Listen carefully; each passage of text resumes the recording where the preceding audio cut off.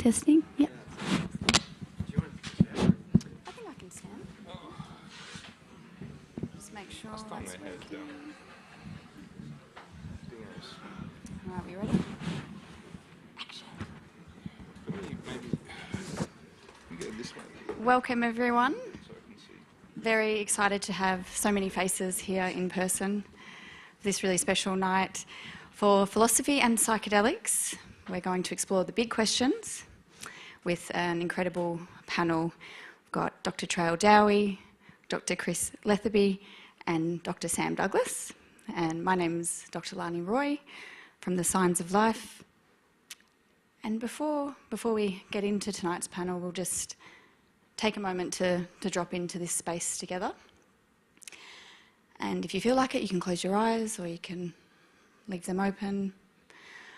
But tonight we're going to explore knowledge, and in order to do this, we need to really honour the traditional custodians of the land in which we're on, this incredible country of Australia, and how lucky we are to come here together to explore the profound mystery that we're all a part of life, and this curiosity of mind, and to be able to explore these big questions in this incredible country.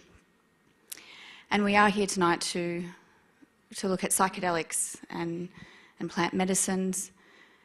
And as we do that, just a big gracias to all the incredible lineages, wisdom holders and altars around the world that have been working with these medicines for thousands of years in symbiosis and with a lot of reciprocity.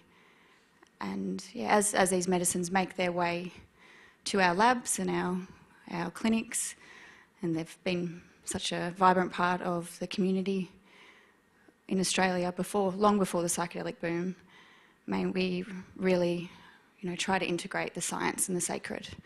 That's a big part of why we're here tonight. So in order for tonight to be a huge success, I just want to invite everyone to be mindful of the space, as we want to open the doors of perception. We want to explore the big questions, ethical concerns, the challenges of this space.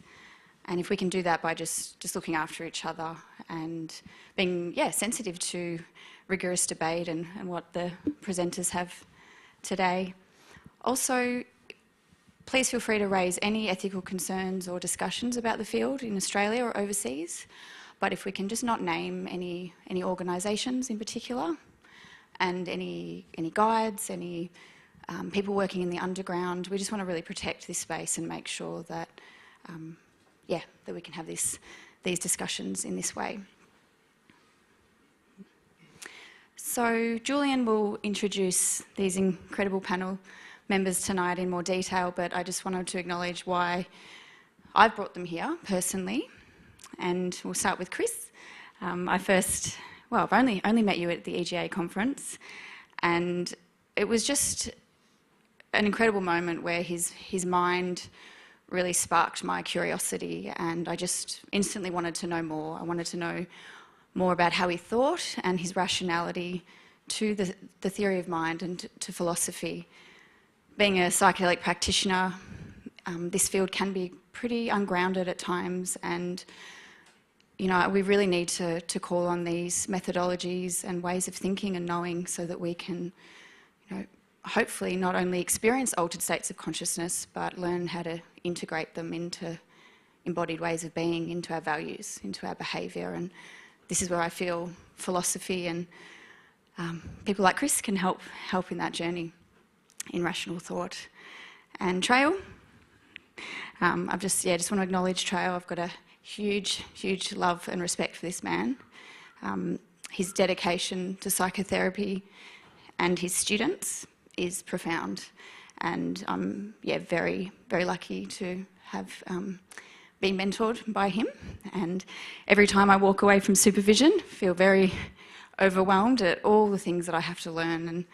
And I've got several degrees myself. I've been studying for decades. But he continues to ignite topics that I've never even heard of or thought about, and a real privilege. Thank you.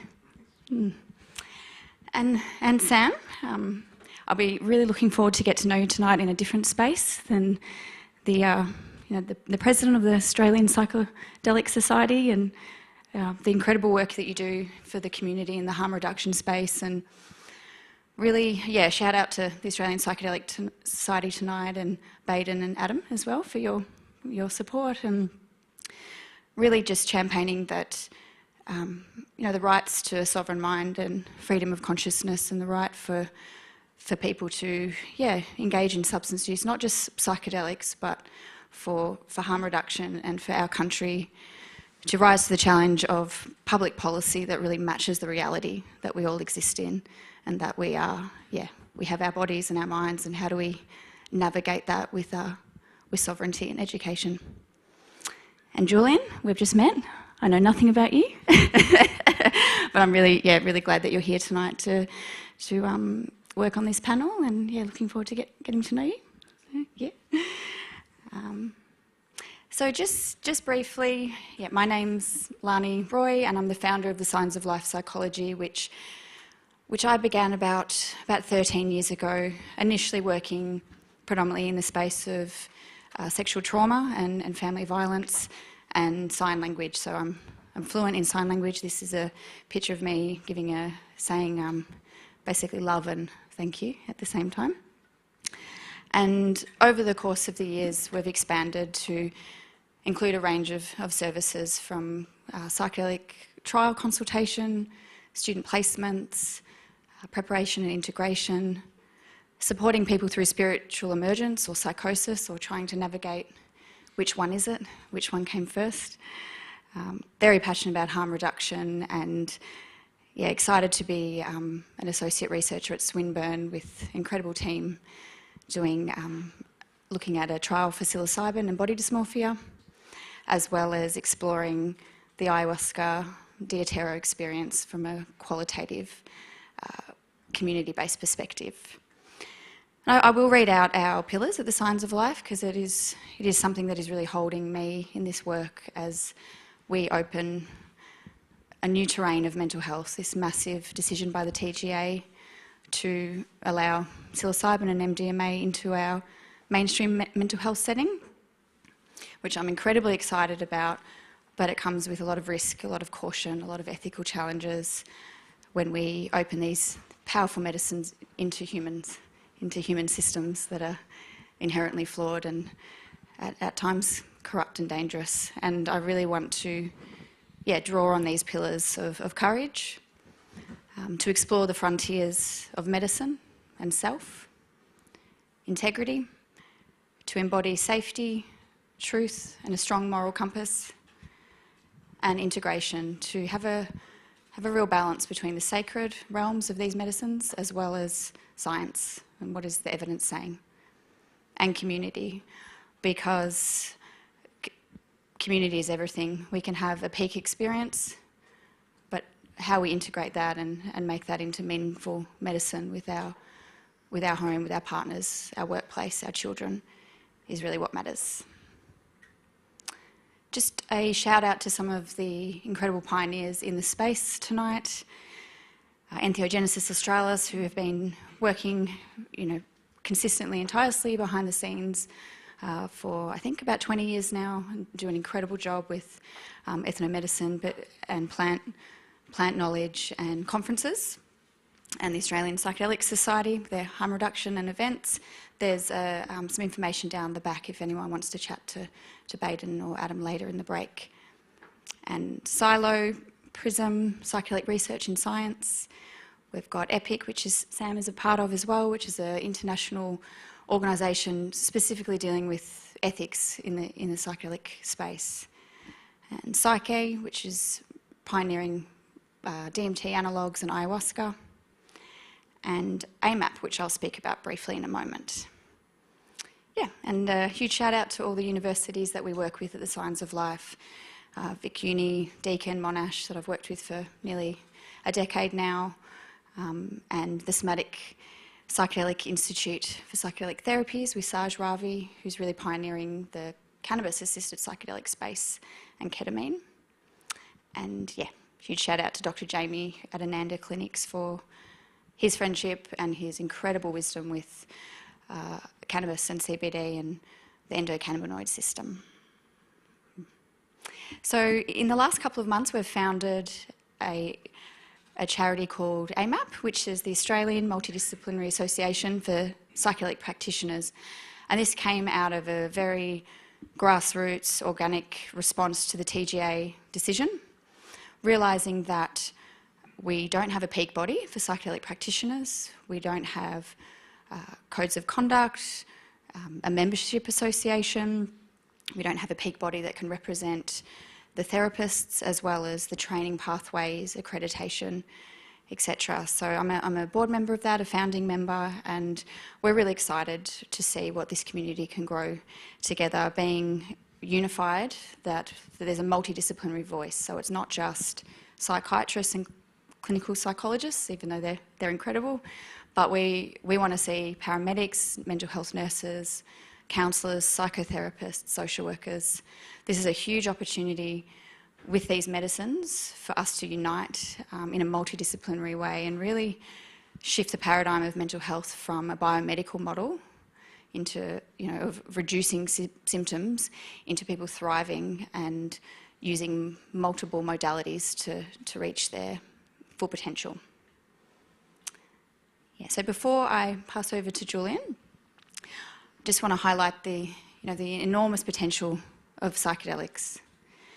Psychedelics shift the conceptual context of well-being, moving from symptom management to amplification or release. We know that it can move us from disconnection to relationality, from rumination to responsivity, from self-definition to self-agency. And as Dan Siegel eloquently puts, psychedelics can teach us to really live at the threshold of the unknown with the courage to move into new and uncharted waters. So I invite the panel to explore these waters tonight and have the courage to ask the big questions. Thank you. Thanks, Lani. Alrighty. So, can everyone hear me? Okay, yeah. At the back? Great. Okay, well, as we kick off, we'll have time for questions towards the end. So maybe we'll have a good period of time for questions. So just save up any thoughts you have as we go along, anything that strikes you as interesting that you'd like to share.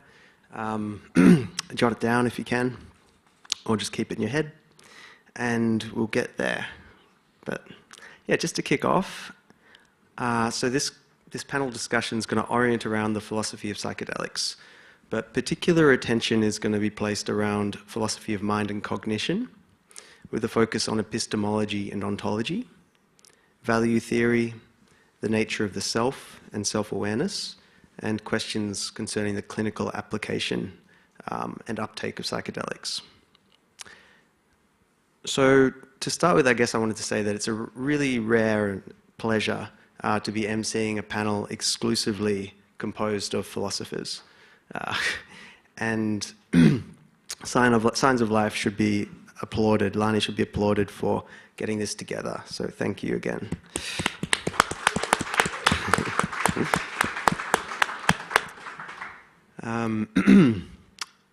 So we're also incredibly fortunate to have this particular panel. I'm only going to introduce them briefly because we want the conversation to speak for itself. But to start with, to have Dr. Trail Dowie bringing a great deal of clinical knowledge and experience, a rich background in transpersonal psychology, a practice as a philosopher of science, and also a great knowledge of continental thinking and continental philosophy. To have Sam Douglas, a respected philosopher of language in his own right, but willing to speak from his experience within the psychedelic community, and as a volunteer working as president of the Australian Psychedelic Society, and as founder of Psychedelics Overground. And of course, we're also grateful to have Chris Letherby, Dr. Chris Letherby, who's recently published monograph Philosophy of Psychedelics, has created significant ripples and is shaping a lot of the discussion around the academic and clinical uptake of psychedelics internationally. So it's going to be a really interesting conversation. Perhaps we could thank our panelists for coming.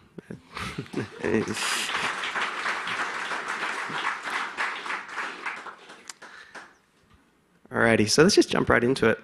I will generally address questions towards one person or to the panel as a whole, but anyone else can feel free to jump in response to any question that I pose. Yeah. And Chris, you've got your mic. Yeah, good. So first one's for you, Chris. Yes. It's not the case that everything psychedelics tell you is true. It's not the case that everything psychedelics tell you is false. Why, Chris, do you think this is an important caveat for the current psychedelic moment? Just as a note, I'm quoting Chris on that. Yep, I confess I did say these things. Am I on? Am I coming through, by the way? Yeah, cool, thanks. Yeah, so I think it's important just because very few people... Oh, and actually, just before I launch into it, I just want to give a brief acknowledgement of my own. I want to thank the Monash Centre for Consciousness and Contemplative Studies, M3CS as they're known, who invited me here to Melbourne and sponsored my visit. So it's partly thanks to them that I'm able to be here. So big shout out to Jakob Hovey, Professor Jakob Hovey, and M3CS. So yeah, why do I think this is important? Because while very few people would actually explicitly claim that everything psychedelics tell you is true or that everything they tell you is false, still I think assumptions along these lines often seem to be at work. So if you look throughout the history of how psychedelics have been received in Western society and modern society, there often is a tendency to go too far to one or the other of those extremes, you know, in people who favour what I call an entheogenic conception of psychedelics, a conception of them as kind of spiritual or you know, divine revealing agents. There can be a tendency to accept uncritically all of their deliverances, and then on the other hand, in sort of more mainstream secular society and among people who are inclined to the philosophical worldview of physicalism or materialism, you know, the idea that everything in the universe is physical or material, there can be a tendency to assume uncritically that therefore psychedelics don't have anything to teach us, that we can't gain any genuine insight or knowledge from these experiences. And I think both of these assumptions are equally implausible. It's really clear that some of the things psychedelics show you are not true. Just basic examples, you know, the wall looks like it's melting. You can objectively show the wall is not melting. It's staying still, right? So we know that there's some misrepresentation that goes on. But then on the other hand, some of the sorts of epiphanies that people have, especially when we focus on more down-to-earth things like psychological insights, autobiographical insights, emotional breakthroughs, it seems very implausible to me to think that people aren't gaining genuine knowledge in some of these sorts of experiences. And the implication, because the rest of the quote that Julian didn't say is that psychedelics are not going to tell you which of the things they tell you are true and which of the things are not, right? You can't ask psychedelics for the answer to that question, because whatever they're telling you, they're going to tell you it's true. That's kind of how it works. So if you want to know which of the things they tell you are true and which are not, I think the conclusion is unavoidable. You have to think about it. There has to be some use of reason, of rationality, of weighing of evidence and other considerations after the experience itself has subsided. And so the question then becomes, which of the kind of apparent insights do we accept, which do we reject? And there's a lot of room for debate in there. I have my own sort of set of answers to these questions, which some of you would find more plausible than others. But that's kind of the basic point that I think everyone needs to appreciate, is unless you want to go to either of those untenable extremes of sort of uncritical acceptance or uncritical rejection, there's no alternative but to philosophize about it, actually. Thanks, Chris. Maybe as a lead on for Sam. So I know you hold a bit of a pragmatist position in relation to this, the truth or falsity of insights derived during psychedelic experiences. Could you speak to why that's important to you? Sure. I think it's I mean, part of this, I think, is, as I say, it's pragmatic. And in my mind and from my perspective, it's because there are some things, as Chris points out, some experiences that you have under psychedelics, when you're having a psychedelic experience, you can very easily check if they're true or false. You can touch the wall, you can sort of, you know, whatever it is that you're experiencing, you can verify whether it's really happening or not, after the fact, if not, you know, in the moment. But then there are other things that happen that are in the category where you have to think about them and work out whether they're true or not. And it's very much, I'm in agreement that these psychological insights often kind of fall into that category where you can sort of go away and think about it. It's like, you know, is that really how I feel? Is that really what my life is about? Or whatever insight it is that you've gotten, whatever the message seems to be coming through is. But then there's these other experiences that people can have where they're really, in my mind, they're not things that can be kind of empirically verified or not. They're not things that you can kind of do an observation, you know, we can do some science and figure out whether it's true or not. Or you can't, that you can't reason, in my opinion at least, it's hard to reason, you know, rationally determine whether or not this particular things are real or happened or not. And we have a whole kind of category of things already like that. This isn't new. This is kind of the category broadly that a lot of people quite rationally will place, you know, a lot of religious beliefs in, where we, you know, people have very strong beliefs in things. We can neither confirm nor deny that this kind of greater metaphysical reality of, you know, particular religions. So rather than, you know, kind of constantly have it out and spill loads of blood over whose version of reality is right, you can just make a decision to say, look, this is something that's just, we're never going to agree on, we can't, there's no way to scientifically or rationally kind of verify this, so let's just kind of put it to one side whether or not it's true and concentrate on what kind of the outcomes are of these beliefs.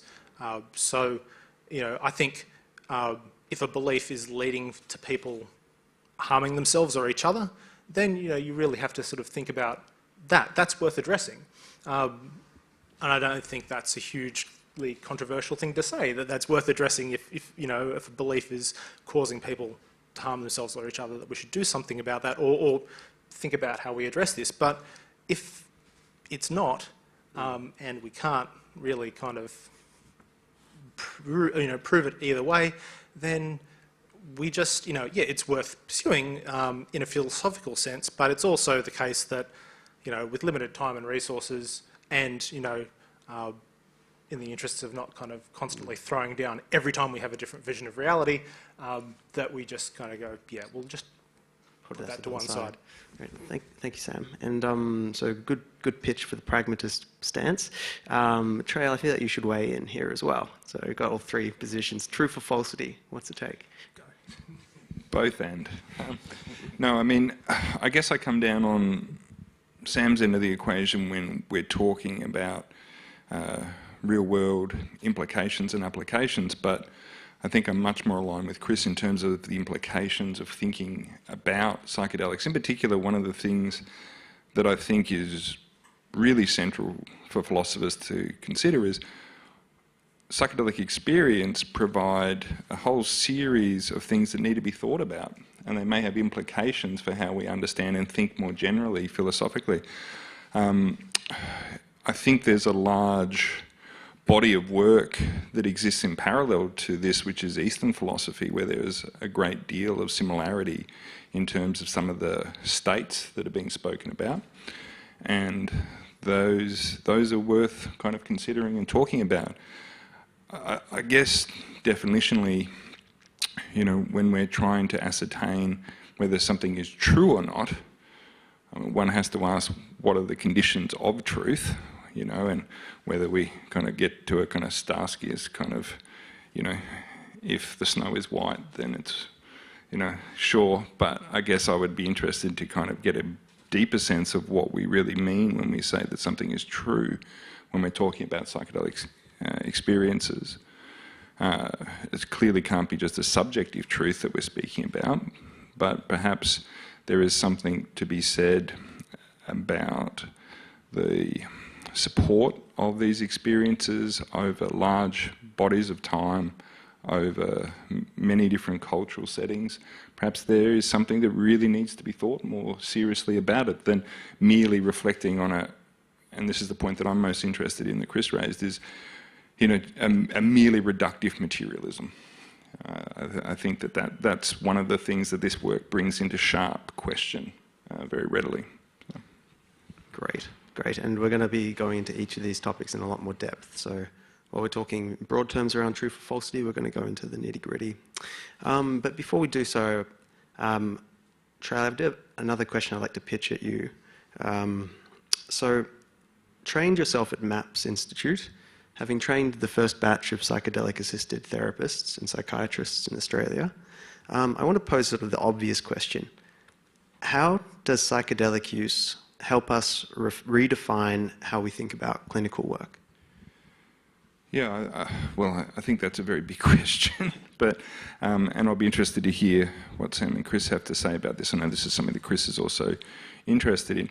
One of the features for me is that I think it raises fundamental questions about the whole foundation of psychiatric systems of knowledge.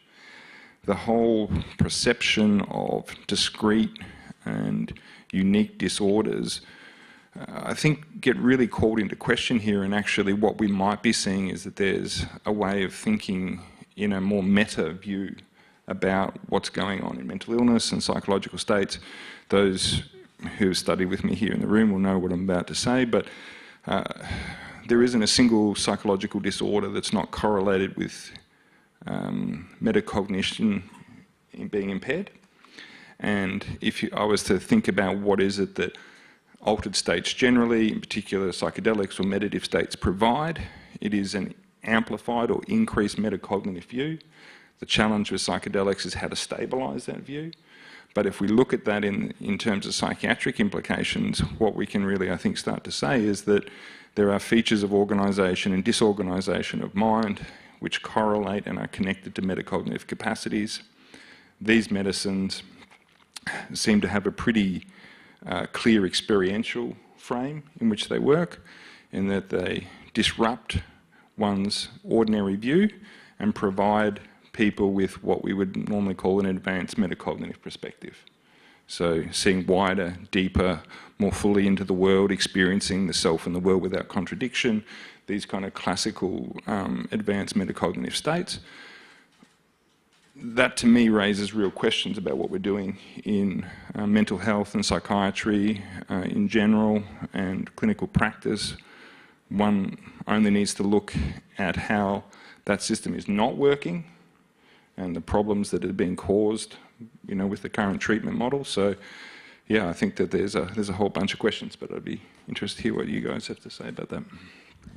Yeah, so I like the metacognition angle. I mean, the angle I've tended to take about psychedelic therapy is that all the conditions for which psychedelics show therapeutic promise seem to have something to do with self-representation, so the brain's mental representation of the self. So we know, particularly in depression, there are characteristically these rigid, negative core beliefs, as they're called, so core beliefs about the self. I am unworthy, there's no hope in my life, whatever it might be. But these things have been found, changes to self-representation and to associated cognitive capacities like attention and salience, the perception of what's meaningful and important. These are all intimately bound up with the mental representation of the self, and they're all known to be altered across various mood disorders, addictive disorders and substance use, all the kinds of things for which psychedelics show promise.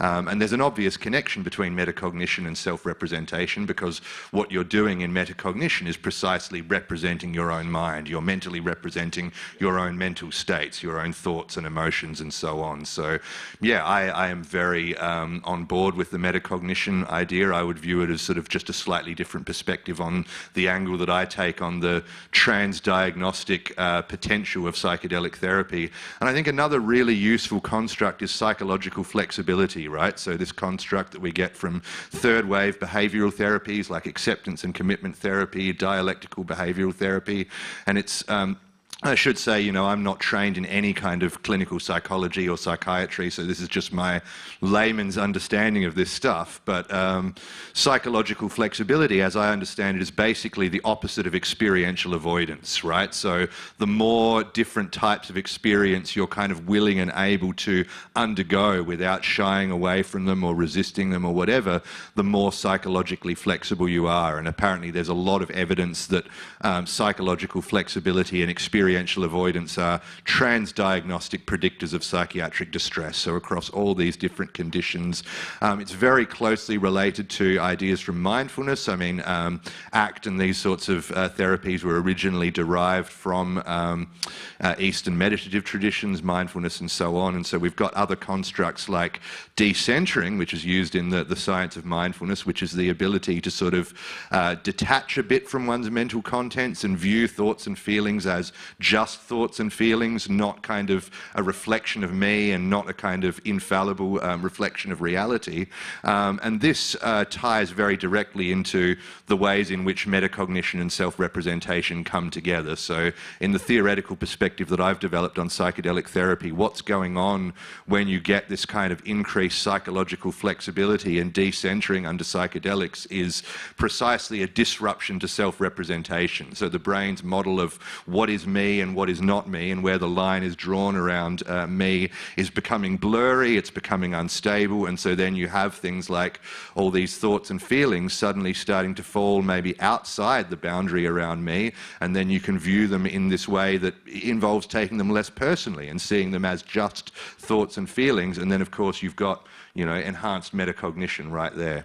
So I'm going to try not to go on for too long, but just briefly, I'm really interested in this other point as well about the implications for psychiatric nosology, so the taxonomy of mental disorder, and what does the, if anything, does the transdiagnostic potential of psychedelic therapy tell us about that? And of course, there is this broader move afoot, you know, independently of psychedelics, away from a kind of view of discrete disease entities or disorder entities and towards what's called a dimensional approach to psychopathology. So the idea that we can characterize all these different conditions in terms of impairments or alterations to various core dimensions of psychological functioning. And I'm sure there's a lot of complications that arise when you really try and make this argument, but to me, intuitively, it just seems obvious that, yeah, psychedelics seem to tap these core cognitive processes, self-representation, attention, salience, emotion, whatever,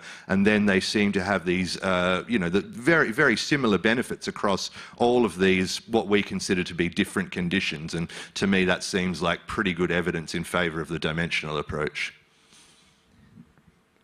That's great. You're preempting all the questions. Sorry. Throw these away. No. Well, that was that's a good lead-in. Or maybe I'll just throw that one back to Trail around the psychedelics as panacea, right? They're broadly, non-specifically effective for a wide range of ailments. So, what does that suggest to you? Yeah, well, as Chris was saying, there's a kind of nosological kind of implication for it. But I guess for me, the psychedelic panacea is kind of the issue, because, and I'm interested to hear what gentlemen have to say about this, but one of the features of it, I guess, that I've spent a lot of time thinking about is that states don't correlate with stages. And so it doesn't matter how many altered states you experience, it's not by necessity going to cause a stabilisation of that state into a stage change.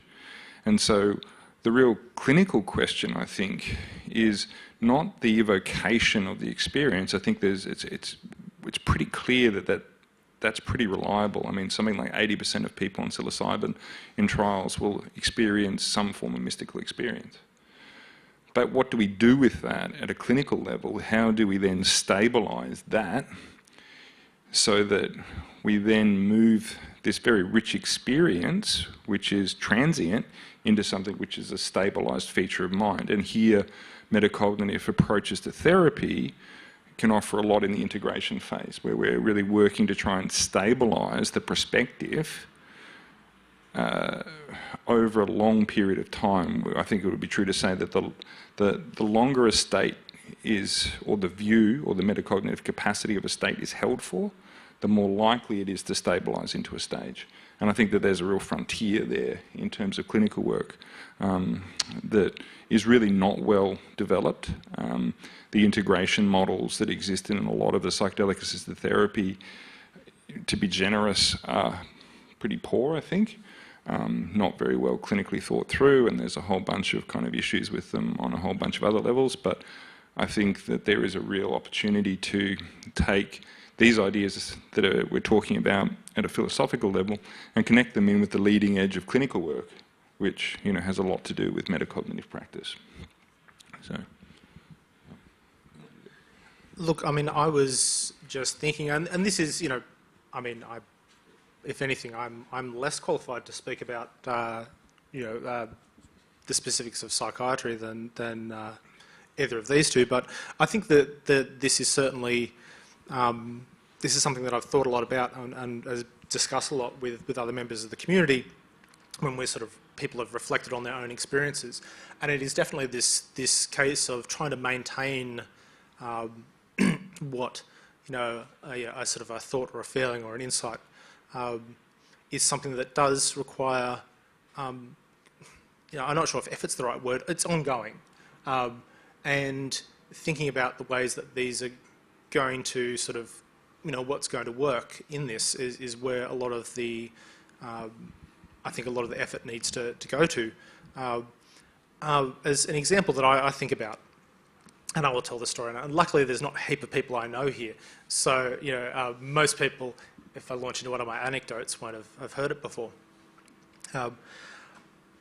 Thinking about metacognitive processes and mindfulness and things like the idea of beginner's mind, the idea of seeing things really anew, which is a really, as if for the first time, that's a really useful idea. Therapeutically, it's a really useful idea for people, a useful kind of perspective that people can take on things. I had an experience once, the first time I took LSD, I had this particular experience. The rest of it, you know, was you know, interesting, but the most noteworthy thing that I remember is sitting around outside, and this is, you know, all of my stories, I should, you know, predicate them by saying, don't do this, or, you know, maybe take a more mindful, considered approach to these things than I did when I was 20. But, you know, out in the real world where psychedelic use happens, where it's just like you go to a party and someone's like, hey, do you want to buy some acid? I'm like, great idea. But sitting outside with these people that I'm getting to know, and the LSD is coming on, and it kind of crept up on me.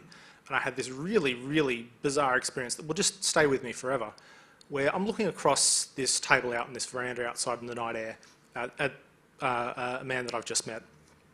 And just at some point, I'm looking at his arm. I'm thinking, there's something wrong. There's something wrong here. What's going on? There's a thing on his arm. And I couldn't work it out. I couldn't work out what it was, what's going on here. So I'm staring for what I have been told later was a really long time, and I got up, walked around the table, and I leaned right in, and I'm looking at this guy's arm, because I just cannot fathom what is happening here. And I just turn to him and say, what is this? And he says, mate, that's my watch. Like, I had just totally lost the concept of what this thing is.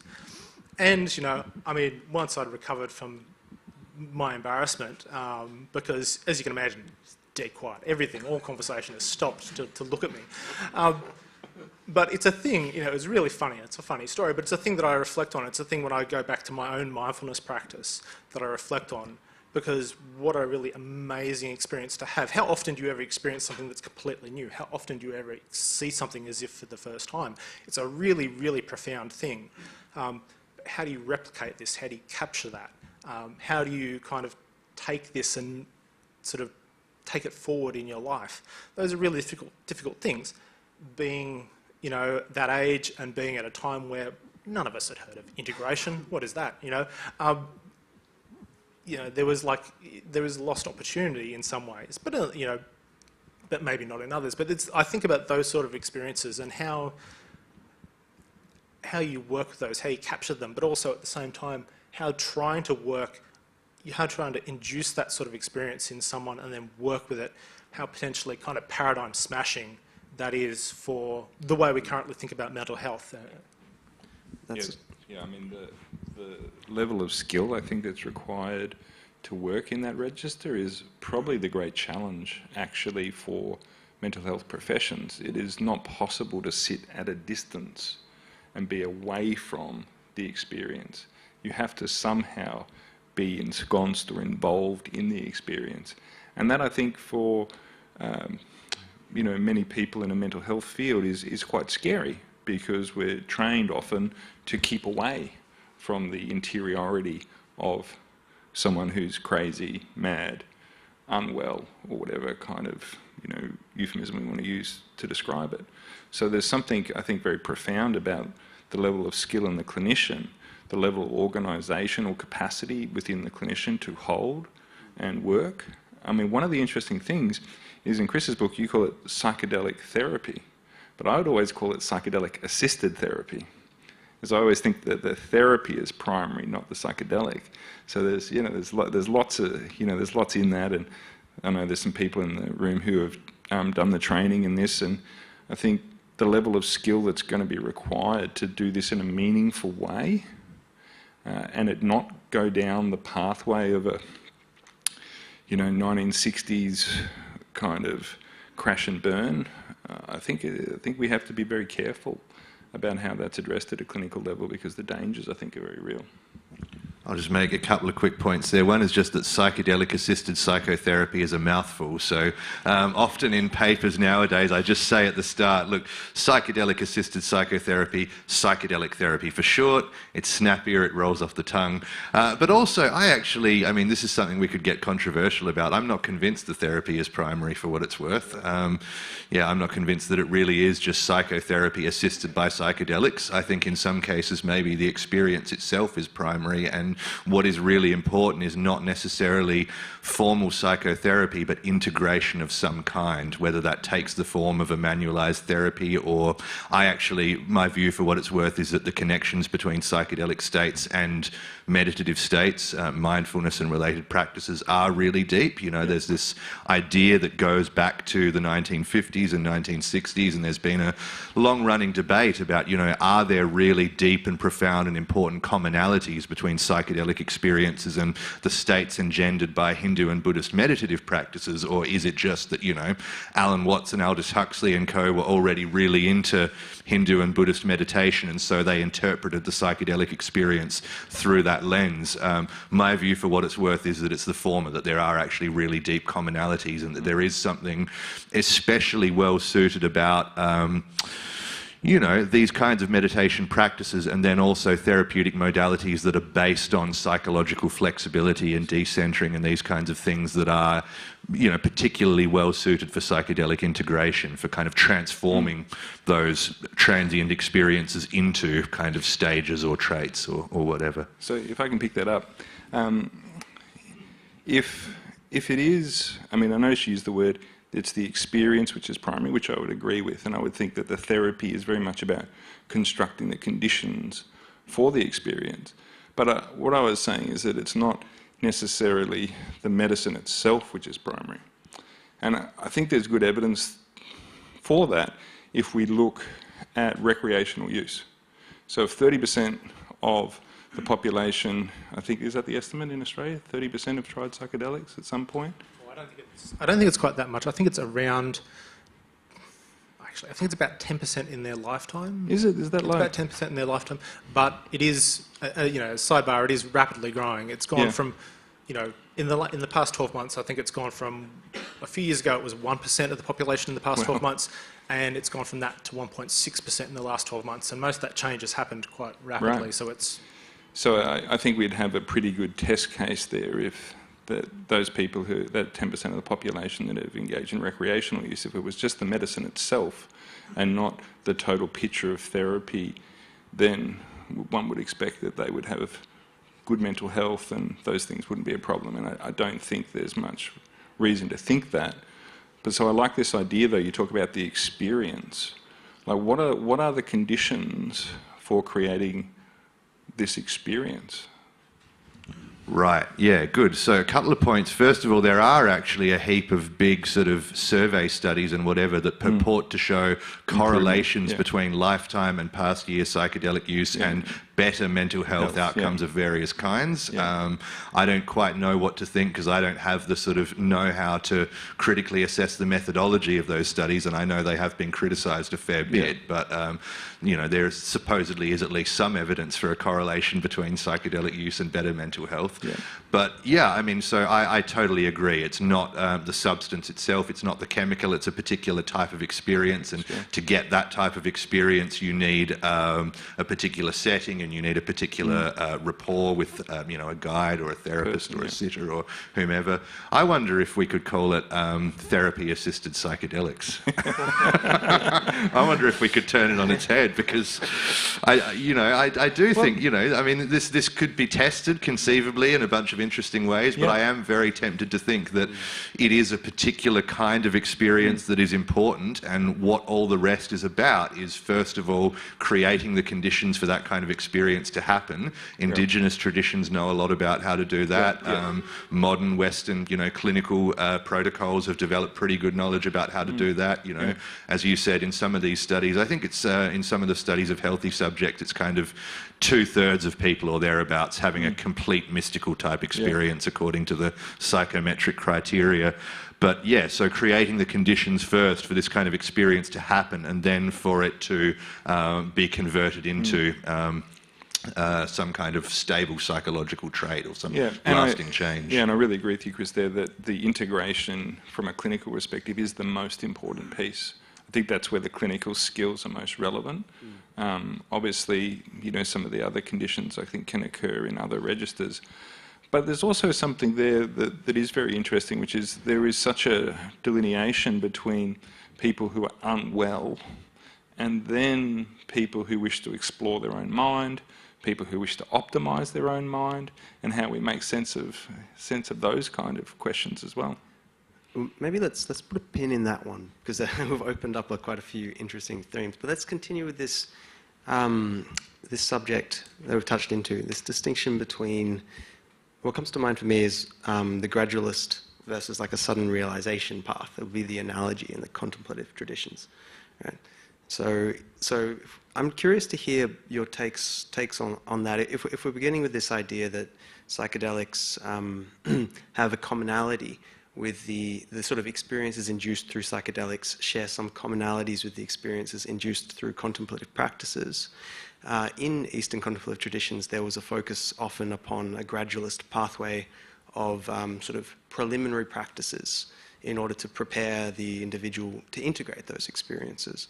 So do you feel that psychotherapy can occupy that space in a Western or secular context? Just open that to the panel.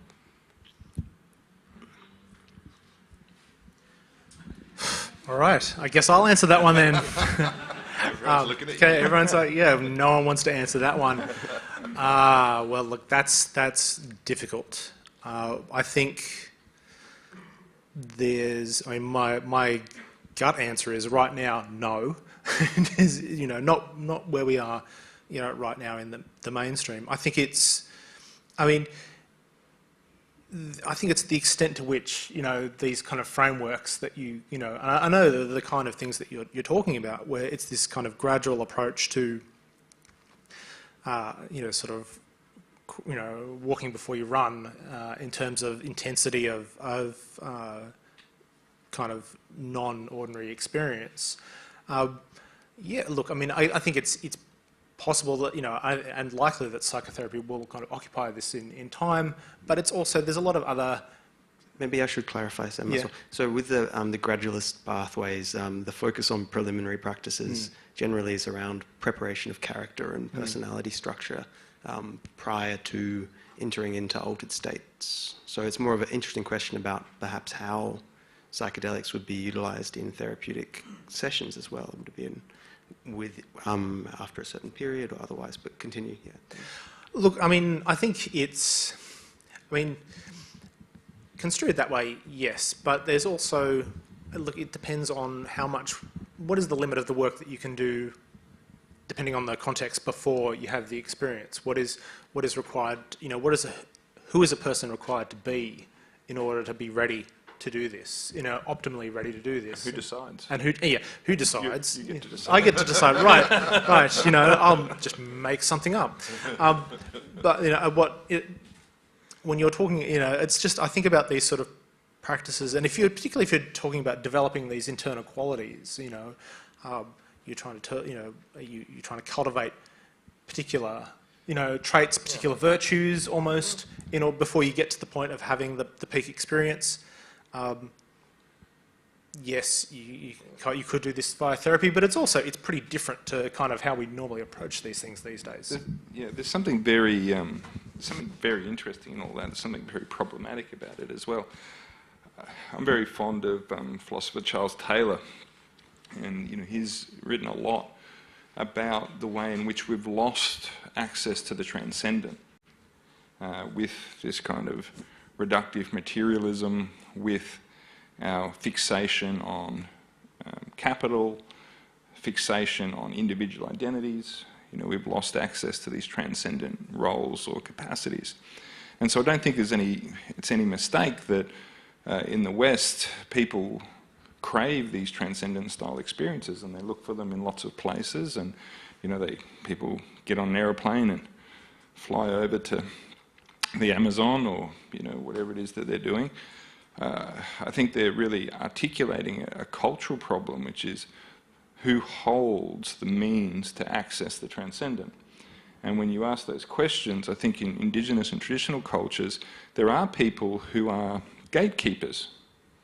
There are gatekeepers for these experiences and these medicines, and not done in a kind of hierarchical or arbitrary way, but rather there is a responsibility with the wisdom involved in these substances that require people to use them thoughtfully and in a considered way.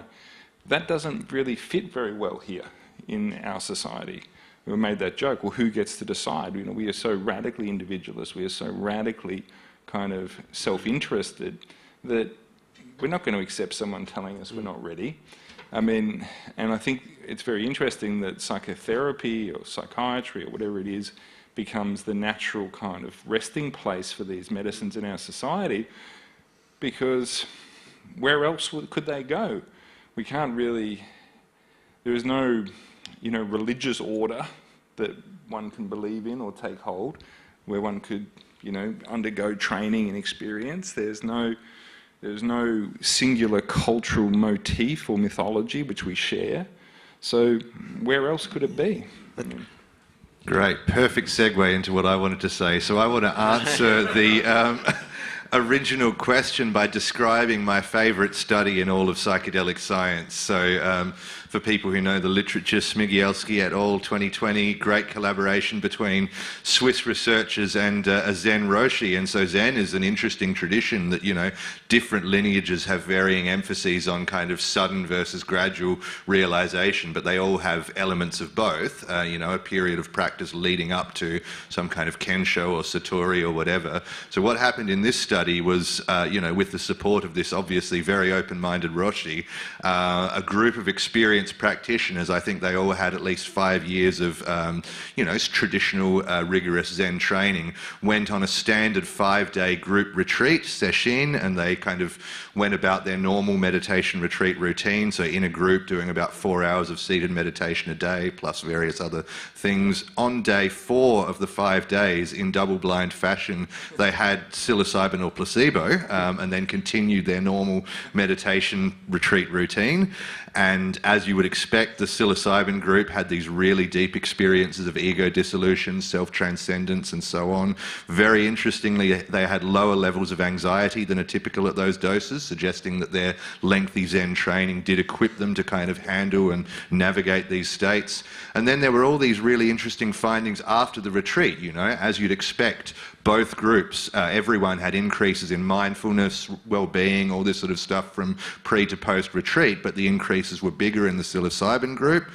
They then got the meditators to sit in the fMRI, neuroimaging scanner, and practice various types of meditation. And in open awareness practice, which is the one that is supposed to kind of lead to these insights into no self and so on, the psilocybin group showed a greater ability to deactivate the default mode network, which is the system that's associated with self-representation and the sense of self. So, I mean, there's a lot of kind of very rich little leads there, I think, that point to, and I mean, you know, there's been a lot of work that's been done over the last several decades in kind of figuring out how Buddhist meditation practices in particular could be secularized, and there's a lot to kind of debate there about babies and bathwaters and so on, but there are, you know, there seem to be a lot of successful models, successful cases of kind of self-transcendent contemplative practices being made available in a non-medical, non-psychiatric way to the kind of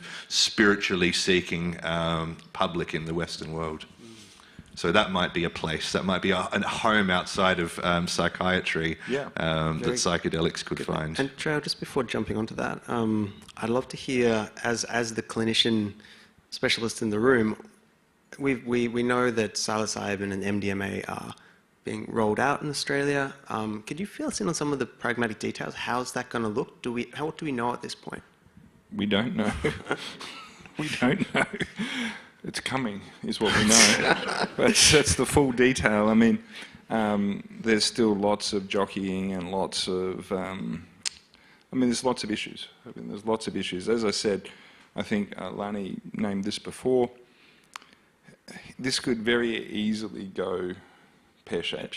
Yeah. It really, really could. But hopefully we have enough wise, considered people in the space who can see the benefits of it, and I'm obviously an advocate for the benefits of it. I mean, I've sometimes been criticised for not being too enthusiastic enough about psychedelics per se, and I'm like, well, my interest is really focused largely on their clinical benefits for people who are suffering. In particular, you know, out of my areas of kind of clinical interest, you know, I've worked a lot with soldiers, and you know, the value of having, you know, something like an MDMA therapy available, or even a psilocybin therapy available for those guys could just make huge differences to people. And I hear all the time, you know, we were going around and around with this, that, oh, it's too dangerous, it's too, you know, these are the safest medicines in our society, essentially,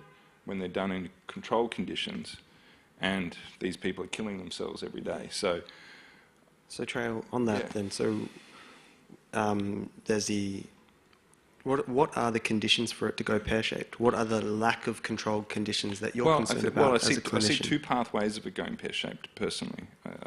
One is someone goes cowboy on it and does something really stupid. Hopefully that's not where we go, and things like AMAP and other groups are trying to make sure that there's procedures in place to stop that. The other way is it just gets strangled. It becomes purely the province of biological reductive psychiatry. People get given a medicine in a lab somewhere, in a room, or in a clinical room, and they're left by themselves or something, you know.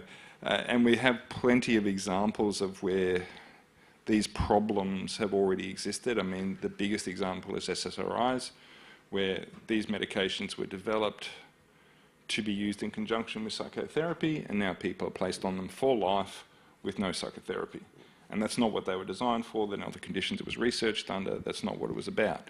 And Treo, that's a danger. Yeah, and so just speaking to the public there, what is it that is particularly concerning about being placed alone in the world? This might seem obvious to a lot of people in the audience as well, but for those who aren't, like, why is a therapist an important adjunct, at least in the psychedelic and process? this is the point that Chris was making before. It's not necessarily a therapist, but it's that, you know, it's been well known, you know, since the 60s, this idea of set and setting, as it was articulated, you know, it has a huge impact on people's experience. And so the context in which, you know, we do not engage in the world at the level of synapses and neurons. We engage in the world at the level of experience. And so the context and the experience that's set up for people has a huge impact on the quality of experiences which flow out of that. And that's why it's important. Thank you. Some reflections from either or. Yeah, I mean, I was just going to pick up on the ways that things can go pear-shaped. I mean, I think I largely agree that these are the risks. But this is something that we've done before, and something we've actually done before quite recently, particularly in New South Wales with ketamine. Yeah. Anyone who, it's not even that long ago. I mean, it's coming up on 10 years for the kind of whole episode with ketamine and Aura Medical in New South Wales.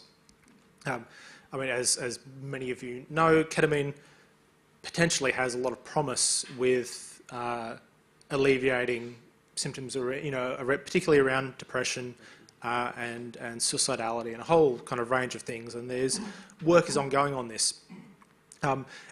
And, you know, in 2014 or prior to this, it still is technically possible to prescribe ketamine off-label. It's not approved for use in depression, but, you know, it is technically, you know, you can do this.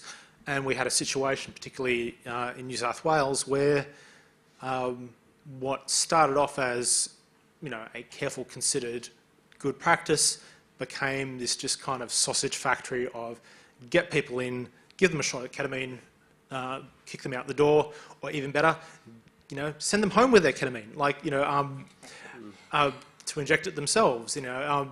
So for whatever reasons, as you can imagine, as the number of people going through these practices picked up, eventually things started to go wrong. There was bad publicity, there was accusations of malpractice, the regulators got involved, and the whole thing, you know, ground to a halt. And what was being done wasn't great, but also I knew people, because so many people went through this, a lot of us knew people who are getting this medication that was really helpful at the time. So this was all cut off, and the publicity was so bad that not only did it become virtually impossible to have ketamine for depression, all the funding for the research that was happening dried up because no one wanted to be associated with the bad press for this. So this is like when people say that this can go really badly wrong, and this is for ketamine, which isn't as controversial, you know, as, albeit, you know, which makes no sense because it's actually, you know, potentially more harmful than MDMA or psilocybin. But yeah, we already have recent examples of just how badly wrong this can go, and it's set back not just the practice but the research in ketamine in Australia, set it back by a decade easily, and so the stakes are quite high. Yes, thank you, Sam. And so that opens on two sort of threads that I was hoping that we'd address as a panel.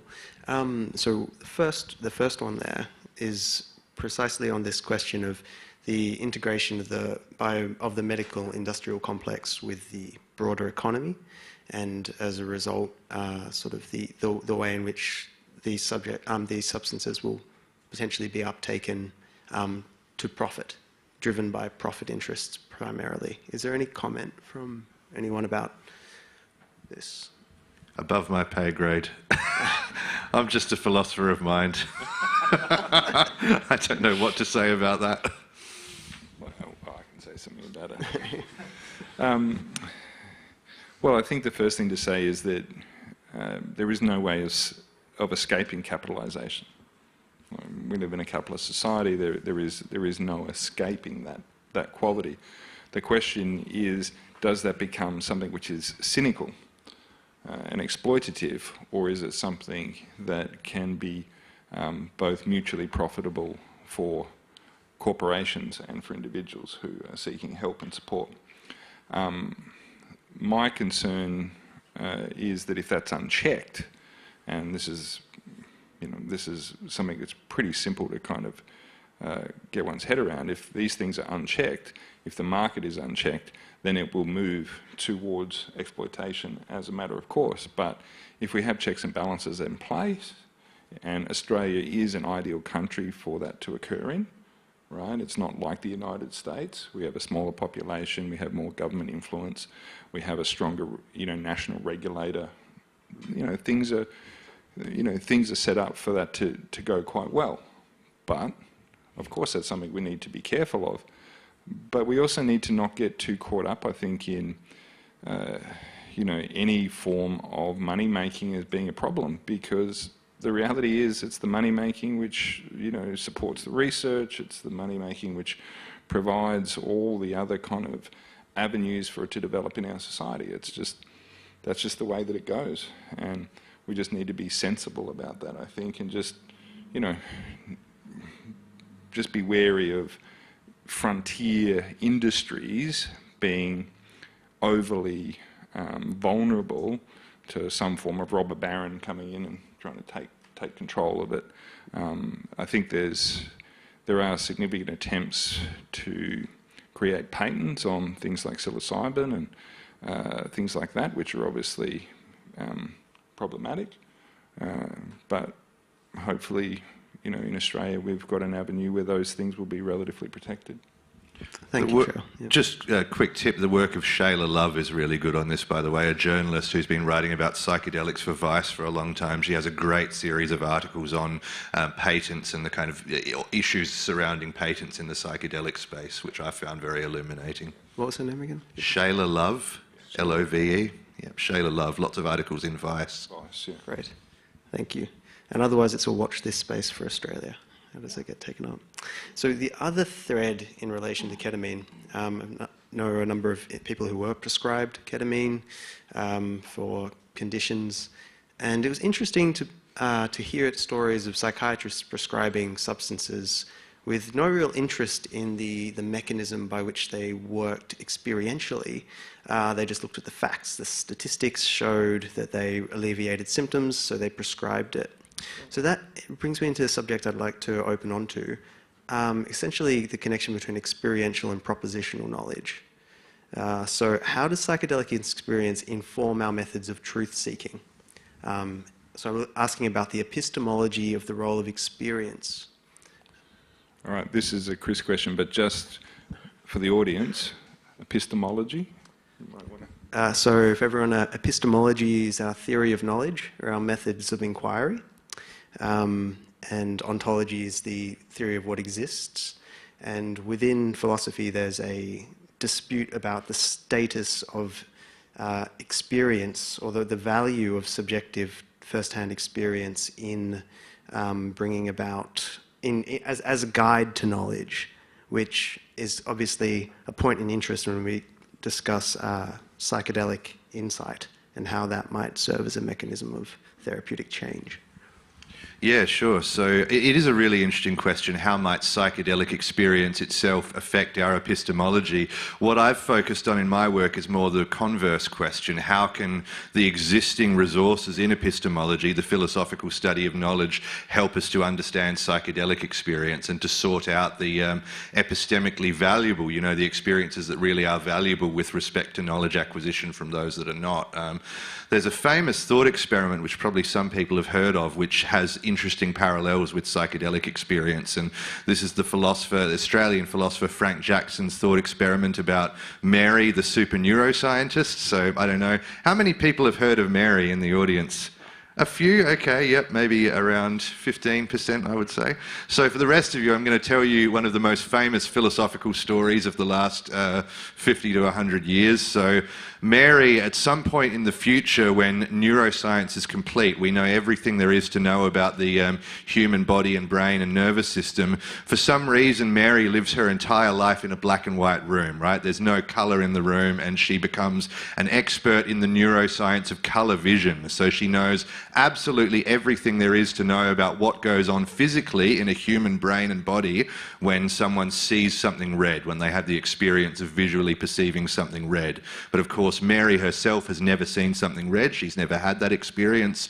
One day, she leaves her black and white room for the first time and she sees something red. So she has that experience for the first time. And the question that has generated a whole heap of philosophical discussion is, does Mary learn something in having that experience? Is there some new fact that she was previously unaware of that she learns by actually seeing something red for the first time? And the original point of the story was supposed to be, yes, there is, right? There's obviously something she didn't know from all her neuroscientific studies. What is it? Well, she didn't know what it's like to see red. She didn't know what it's like to actually have that experience. And so the point of the story is supposed to be that no amount of purely physical knowledge or purely scientific knowledge about the brain and body and nervous system can tell you what it's like to have an experience, and therefore the implication is supposed to be that the physicalist worldview is false, right? There's actually more to the mind, there's more to consciousness and to experience than just neurons firing.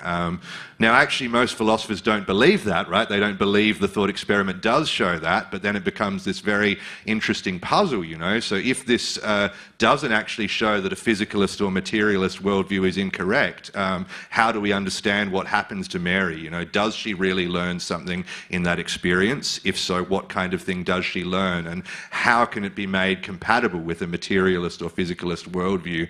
Well, I think you can ask parallel questions about psychedelic experience, and it really does highlight this question of experiential knowledge, right? So you can imagine someone who's an expert on the neuroscience of psychedelics. Maybe in the future we know everything about what goes on in the brain when you take LSD or psilocybin, everything about the synaptic events and the changes to brain network connectivity, and then that person has a psychedelic experience for the first time. And this is a way of kind of sharpening the question to ask, well, do they learn something new? Are they going to learn something new in having that experience? And one thing I think that can happen, so obviously a very common, very popular and very traditional answer is that in psychedelic experiences we can gain metaphysical knowledge, right? When you have a mystical experience, a transcendental experience, you can learn that there is a spirit world, a divine realm, a ground of being, or something like this. I approach psychedelics from a materialist, physicalist perspective. We can talk about whether it's reductive materialism or not, but definitely materialism of some kind.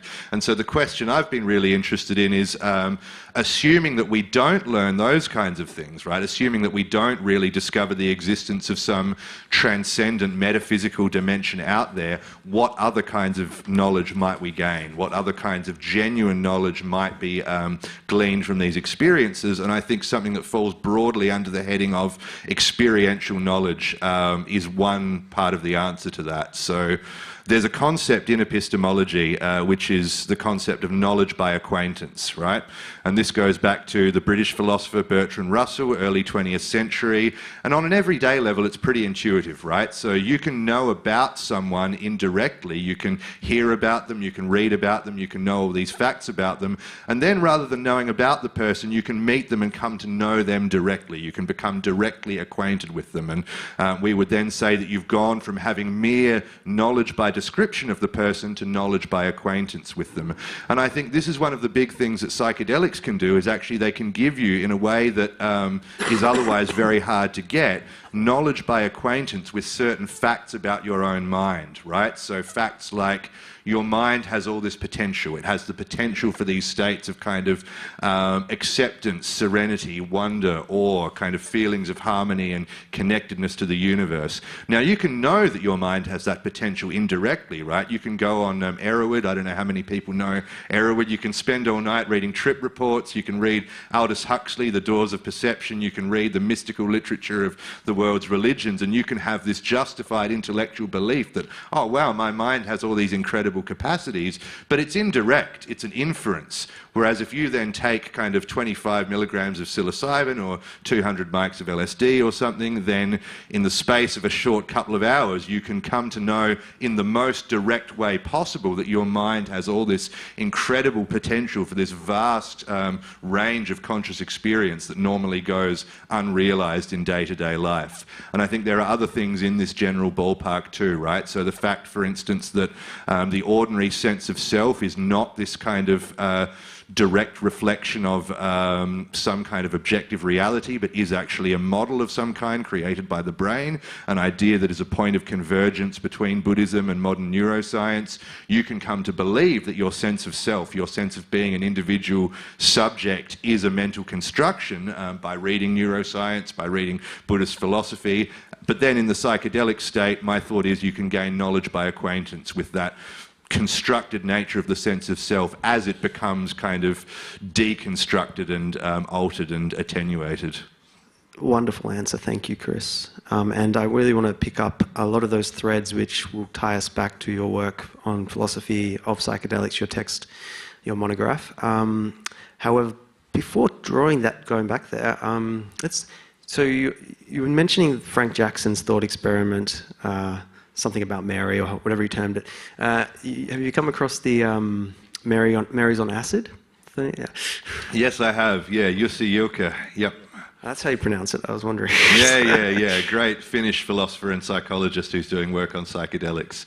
I actually, by the way, years ago, I never followed through, but in the early days of my PhD, when I first had this idea about knowledge by acquaintance in the psychedelic state, I had to give a colloquium talk to my department on my latest PhD research, and I was going to call the talk Bertrand Russell on acid. I didn't do it in the end. So that was such a great recount of the distinction between, the case for experiential knowledge and how that served as a challenge to reductive forms of physicalism. The other part of that article from memory is a suggestion that the psychedelic experience parallels the contemplative Buddhist conceptions of the dissolution between the subject and object. So that author seems to suggest a perennialism of sorts. And I feel like this might be an interesting direction to kind of explore a little bit before we cycle back to Philosophy of Psychedelics, the book. So there's that question mark for the whole panel. The experience induced through various psychedelics and the experiences relayed through various contemplative traditions, do you believe that we have sufficient grounds to suggest that they refer to a common sort of invariant insight or knowledge by acquaintance? I just want to make a quick point because there's an important distinction that often gets lost here, right? So the debate in the study of mysticism between perennialism and constructivism goes back to the 1970s, the work of Katz, and generally speaking the question is, is there, as people like William James and Walter Stace thought, is there a single core mystical experience that you find across times, places, cultures and traditions, and the experience itself is the same, but it's just the interpretation of it that differs by tradition and culture? Or is the experience itself always different? Is the experience itself, and not just its interpretation, affected by the cultural context in which it occurs? And so perennialism is the view that there is a core experience, there is a common core to mystical experience that you find across times, places, cultures and traditions. But that in itself, that claim, the common core thesis it's sometimes called, is actually neutral about the metaphysics, right? So normally people who are perennialists also tend to believe that there is a real kind of divine reality or ground of being that these experiences are tapping into, but you can actually separate those claims, and so that's, I sort of land in between. So I am a perennialist in that I think there is a common core to the experience, but it's not because I think there's a common reality being tapped into. I think it's just because across times, places, cultures and traditions, we all have pretty similar brains. And so there's a great label for that position, which comes from the Swiss psychedelic scientist Felix Hasler, which is neuroperennialism, right? So it's the idea that there is this kind of common core to mystical experience, but its explanation is neuroscientific rather than metaphysical. Yeah, and Christine, I mean, I'm interested in your thoughts on this. I think, given how much time has been spent in recent decades on researching meditative practices, there is quite a bit out there now showing different states correlated with different neurophysiological activations or deactivations based on the type of practice. So whether it's a mindfulness-based practice or whether it's a concentrative practice, will activate slightly different regions within the brain. So whilst there is something essentially common, there is also some space for variance, obviously. And I think that that's a really important point to name as well, because the vast variety of psychedelic substances provide different types of experiences, and those all have different types of value propositions associated with them. Yeah, totally. So absolutely important to emphasize there is no such thing as the psychedelic experience. There is no such thing as the meditative experience. Yeah. My claim is there is a common type of experience that James and Stace and co were latching onto that can be induced both by meditation and by psychedelics. But in fact, meditation and psychedelics both kind of open up a region of experiential space, is one way you could put it. They kind of open the door to a whole range of different types of experiences. And I just think there's a significant overlap between the class of experiences that psychedelics give access to and the class that meditation gives access to. And what about the constructivist dimensions, though? I mean, you know, it seems that there are strong constructivist kind of qualities in all of this. I mean, I always think that it's funny that a Jungian patient has Jungian dreams, a Freudian patient has Freudian dreams, you know, a Christian doesn't see Ganesh. And likewise with psychedelics, I think a lot of expectation effects are set up. And I think Evan Thompson's Why I'm Not a Buddhist, you know, really kind of points at this quite heavily around Buddhism. But what are your thoughts about that, guys? Yeah, look, I think this is really, like, that kind of constructivist aspect of it is really, I think it's pretty solid. I think it's certainly really plausible. And I've certainly, I mean, I've reflecting on things, again, looking at things through the kind of prism of my own experience, even experiences that I've had that have been really profound and really, as Chris would say, have that deeply noetic quality about them. They feel really real. They feel really significant. But also in the back of my mind, sometimes it's been really obvious where the, you know, this is. I now have, you know, kind of knowledge, you know, acquaintance-style knowledge with something that I didn't have before. But I also know that this didn't just come out of nowhere. You know, I read a book about it like 6 months ago, and now, you know, I've experienced an idea in a way that I hadn't experienced it before, but I know where that came from, or I can at least make a pretty good guess at that. Where I guess, you know, to back up considerably, where kind of Chris and I differ is that I'm, you know, far more agnostic about, if that's the right word, about kind of drawing conclusions on what these experiences mean in terms of the broader metaphysics. And it wouldn't be a huge surprise to know that I fall probably into the significant but definitely minority of philosophers who are kind of still unsure about, you know, what the Mary thought experiment actually means and whether or not it is a challenge to physicalism, which is, you know, a much less disreputable position than it was even 10 years ago. You know, metaphysics isn't dead, apparently. But it is, you know, there is, you know, and so, you know, one of the things, but it's good to actually be able to connect back to the constructivist ideas are important because I think just, you know, pragmatically, and that they will be important therapeutically because you can sort of, instead of me thinking, wow, I've just had this experience of what it's like to be outside of time. I've had this experience of time as a distance, you know, where, you know, it didn't come out of nowhere. It's like it's a thing that I knew about. I studied physics. I've read books about this stuff, and I knew I'd read a book about it relatively recently, so I could kind of go, yeah, I had this experience, and it seemed really real, and I can maintain my kind of agnosticism about this, you know, whether, you know, but you know, but I know where this idea came from, so this allows me to kind of take a bit of distance from the immediacy. Thank you, Sam. So on exactly that, could I redirect back to Trail on this one?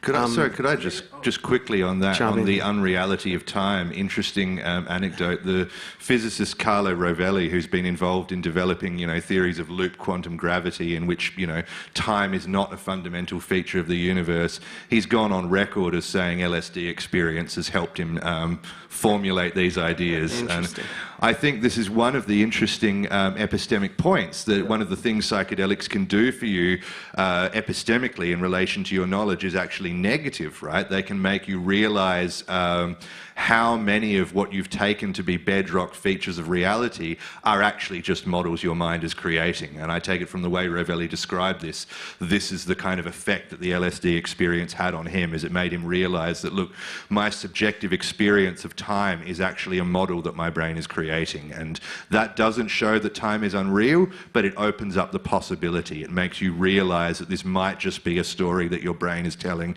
because it's useful rather than because it fundamentally reflects the way things are. I've often wondered about that with the resurgence of panpsychism.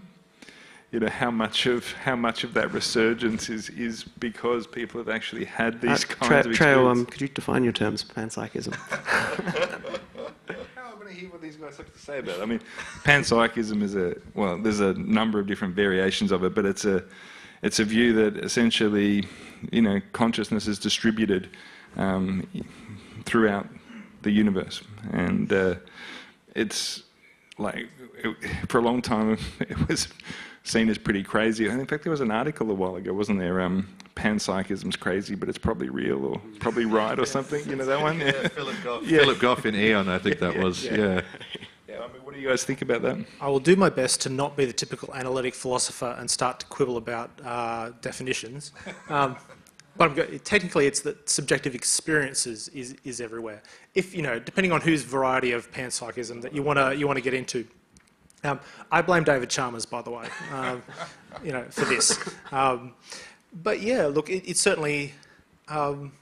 Yeah, look, maybe it is. Maybe I don't know. Maybe there was more LSD in philosophy departments than I was ever aware of. But it is an idea that is really ripe for being illustrated by a psychedelic experience. But again, if you're already studying this, if you're already thinking about this, then you're primed to have the experience.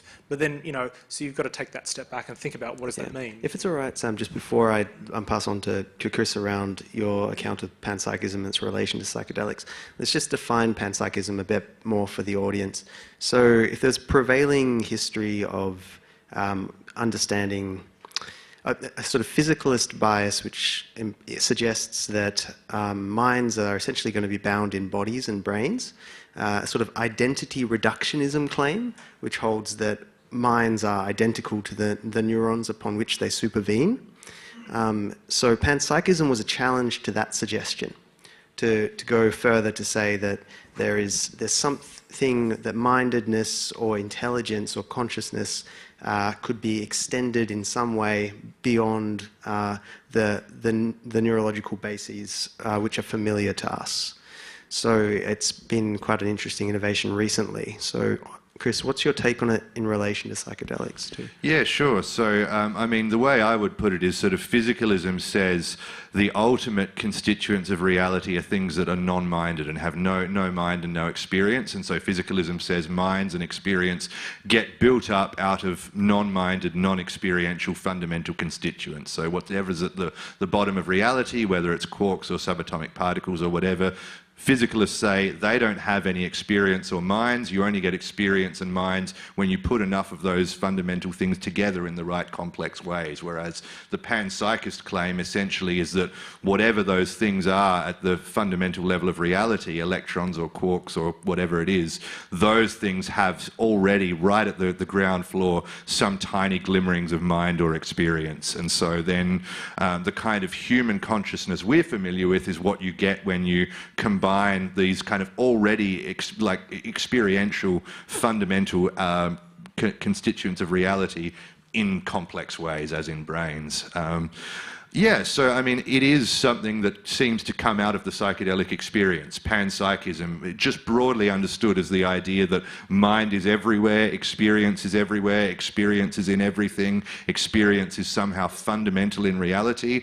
I don't think that's true, and I have a story about why this comes out of the psychedelic experience, which I think is quite interesting. So it's rooted in this view of what conscious experience is that is getting very prevalent in cognitive neuroscience these days. It's a view that used to be known in philosophy as indirect realism, and it's kind of out of fashion in philosophy nowadays, but the neuroscientist Anil Seth is famous for saying that conscious experience is a controlled hallucination. So, in other words, the experience you're having now of this room, these people, the sound of my voice, these tables and chairs and so on, this seems to you as though through your perception you're somehow directly in contact with the external world itself, these real things outside of you. But what Seth and others who are working in the predictive processing paradigm, this new kind of theory in neuroscience, say is that that's actually profoundly misleading. Your entire experience of the world is something like a virtual reality model happening entirely within your brain. So conscious experience is essentially an internal model or representation of the world that the brain creates in order to guide the organism successfully through the world. And so I hope that general picture is sort of clear enough. I haven't yet given you any reason to believe this, except saying, well, all these cool neuroscientists think it's true. I think there is a lot of good evidence for this view. I can go into that. Just on a brief note there, so Anil Seth, I'm interested, because it feels like an interesting segue. Anil Seth, as a neuroscientist, he doesn't have a strong contemplative practice. Do you believe that contemplative experience itself could be directly related to insights along those lines? Into this idea of conscious experience as being an inner model or a controlled hallucination. Yes. Precisely. Yeah, I do. So I think my story basically is that there is a kind of insight that can be induced through psychedelics and through contemplative practice which is often misinterpreted. It's a real insight that's often misinterpreted. And so the best way to understand it for my money is to think about lucid dreaming, right? So in lucid dreaming, you become aware that you are dreaming. You recognize that what you had previously been taking for the external world is actually, lo and behold, a model or a simulation being created entirely within and by your brain. So you're there, doing whatever you're doing in your dream, going around people, trees, tables, chairs, and then suddenly you realize, oh, I'm dreaming. And the insight that goes along with that is, this is all mind, This is all a mental construction. This is all happening inside my head. So I think something very similar can happen in waking life, in the psychedelic state and in meditative states. You can suddenly realize that, hey, this is all in my head. This is all mind. This is all a mental construction.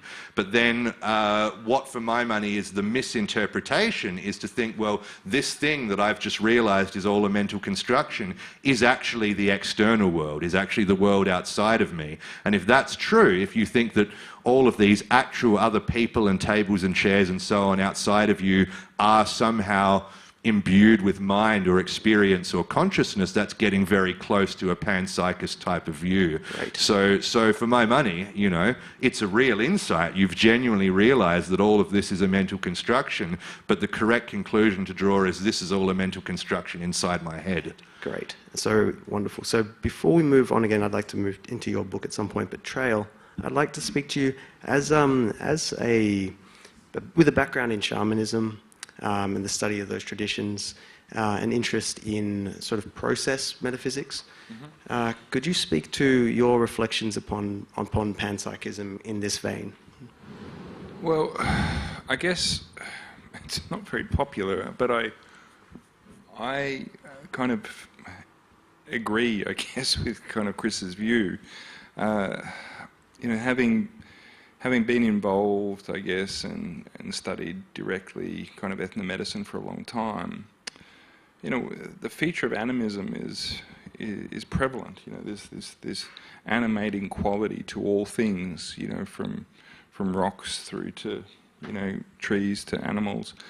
But just because that view is held, to me, doesn't seem to be it's something that we should espouse. I take a kind of more rationalist kind of perspective on those things. What's really interesting, I think, is when you go into those contexts with a rationalist view and have experiences which rupture your view of the rational. I mean, those have been kind of interesting experiences for me. I've told this story before, but I was once watching a shaman conduct a healing, kind of, fascinated to watch this group healing process happen. And he was summoning these snake spirits from the ground. And I was like, this is fantastic. Look at this. This is like this group hypnosis going on. This is so interesting. And people are shaking and falling on the ground and all these things are happening. And I'm like, so curious. Look at this. Like this person's they're just so influenced by this kind of cultural motif, and I'm finding it so interesting, and they're yelling and all these things happen. And then I look down and my leg's shaking. And I'm like, what's going on with my leg? This shouldn't be happening. I don't believe in any of this, but something. And so the qualities of influence and difference, I mean, I guess I'm quite happy to create a category of things that are just weird. And I'm just like, that I can't necessarily explain. And I think this is a really important point, actually, is I think one of the great dangers with any form of altered state practice is foreclosure of experience into narrative. And I think that one of the things that people will often do is they will try and make sense of an experience using some kind of language system or some belief system, which then forecloses the experience itself. And so one of the simplest things to do is just to maintain a kind of openness to experience. And, I think that's not to be derogatory, anything I've said here, to Indigenous practices or traditions, but it's just kind of my view is one that's more along the rationalist kind of view that Chris has espoused. Thank you. And so we'll move towards questions reasonably soon. I just thought it would be interesting to give a head nod. Have you guys come across McGilchrist's work a little bit? Ian McGilchrist? Sure. Yeah. So so that we talk about, I mention him, bring him in because he seems relevant to the subject of animism and the question of whether or not we infuse the surrounding environment with life or not. So would anyone like to sort of, would you mind giving an account of his? Well, I mean, McGilchrist is a psychiatrist, first and foremost, but I guess his latest work kind of crosses over into something much broader than that. The Matter with Things is a very interesting piece of work where he's essentially pointing out some of the problems of a materialist perspective. And being trained as a psychiatrist and a neuroscientist, it's always interesting when those kinds of thinkers generate those propositions.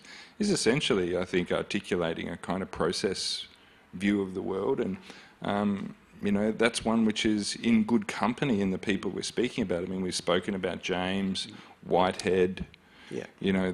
These people all espouse a similar kind of ontology, and I think Merleau-Ponty. So I thought with the neuroscience, it's interesting the way that he speaks to the right hemisphere constructing a perception of the environment as one which has more life sort of infused in it, where there's more projection onto external agents as or external phenomena as agential. Do you have any reflections on how hemispheric lateralization might play into the metaphysics that we develop? Either Chris? Not really. I've never quite known what to think about McGilchrist. I mean, I don't know his work that well, and his whole picture of hemispheric lateralization, my understanding is it's pretty controversial in neuroscience, right? A lot of people think that lateralization can't bear the weight that he wants to put on it, and so I don't really have a strong view about that. Yeah. Great. Well, so tying this on into naturalistic spirituality, Chris, I know just before we move into questions, I thought it would be good to, how does this all come back to the thesis of your work, Philosophy of Psychedelics, the textbook, Naturalistic Spirituality? Yeah, so this is an idea I've been interested in for a long time. It's basically if one becomes convinced of the worldview that in philosophy gets called naturalism, the idea that the natural world is all there is, it's really, for our purposes, we can consider it as very close to materialism or physicalism, right? So there is no God, no afterlife, no spirit world. The mind is somehow something that the brain does, and so when the brain dies, that particular mind finishes. If you come to be persuaded of a worldview like that, does that mean that you have to reject spirituality, or is there room in a naturalistic worldview for something worth calling spirituality? And so the intuitive answer is, well, no, of course not, right? Spirituality is about metaphysical beliefs in spirits and in the spiritual, right? It has to be about believing that there is metaphysically something more. But I think the picture is more complicated, and I think there is this other way in which the word spiritual increasingly gets used, and it has to do with the so-called SBNR, spiritual but not religious phenomenon. There are all these people kind of saying, I don't kind of accept any traditional religious doctrines, I don't feel at home in any religious institution, but I identify as spiritual. And so spirituality in this sense seems to have these connotations of basically an approach to questions of meaning, purpose and transcendence that is practical rather than theoretical, that is experiential rather than dogmatic, and that is all about finding practices that can engender experiences that take one sort of out of ordinary everyday waking consciousness and somehow imbue life with a sense of meaning or transcendence without. And so the kind of literature that I'm drawing on is in the last 20 years or so, a number of philosophers and other thinkers, neuroscientists and biologists have been arguing, look, there is room for something like a naturalistic spirituality. If we take the term spirituality in this term, then there are practices that can legitimately be called spiritual that you can engage in as a naturalist in intellectual good faith. You don't need to believe in a cosmic mind or a God or a spirit world to engage in the spiritual dimensions of existence. And so there's a really nice paper by a philosopher called Jerome Stone where he surveys all these different accounts from philosophers and scientists and others of what would that actually look like, you know, what would a naturalistic spirituality be about, what would it involve? And he extracts three pillars, right? He says what spirituality is all about is connection, so enhanced feelings of connectedness to self, to others, body, senses, the world, etc. Aspiration, so aspiring to realize our ideals and embody our values, and asking the big questions, so the questions traditionally addressed in philosophy but that psychedelic experience also opens up, you know, why is there something rather than nothing, what happened before the Big Bang, these kinds of things. And then Stone makes this interesting point that all three, connection, aspiration, and asking the big questions, are all ways of breaking through the narrow walls of the ego. They're all sort of forms of what the philosopher Iris Murdoch called unselfing, of sort of inhabiting an experience and a perspective on the world that is no longer so tied to the kind of cares and concerns and goals and interests of the individual self. And I think the parallel between, and this is all like completely independent of psychedelics, right? But I think if you map this onto what comes out of psychedelic research, the parallels are striking. So when you read qualitative interviews with people in psychedelic clinical trials, some of them are meeting God, some of them are going to the spirit world, right? Some of them are not. Some of them are saying, look, I'm a materialist. I've always been a materialist.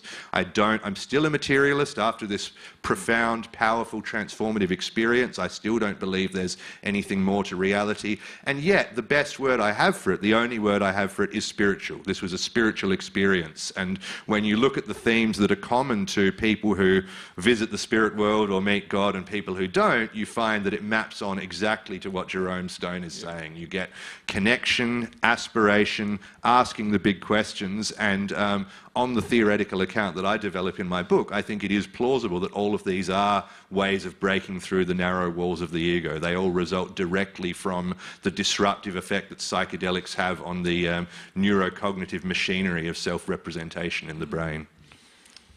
Wonderful. Thank you, Chris. Trell, do you... Yeah, I just really liked that. I thought it was great.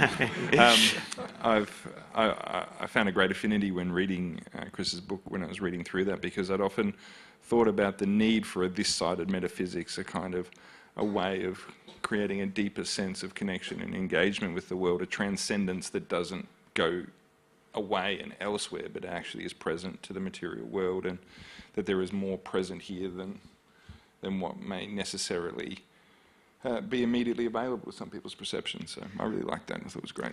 So for anyone who wants to follow up this naturalistic spirituality described by Chris, check out his book In Philosophy of Psychedelics. Let's give it a better plug. Everyone go home and buy this tonight on Amazon. It's fantastic. In all seriousness, it is the best book that you can read at the moment on philosophy and psychedelics. So very lucky to have Chris here. Go home and buy it.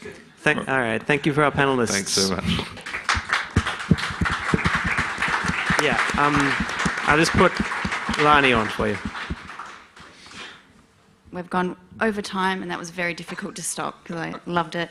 So we're going to have just a 10-minute break and then come back for Q&A. So bathrooms are just straight down to the left and the right. And Baden is going to be at the APS stand maybe with Adam as well. If anyone wants to chat to them about the Australian Psychedelic Society, feel free to ask questions there, and we'll see you in 10 minutes. Awesome. Yay!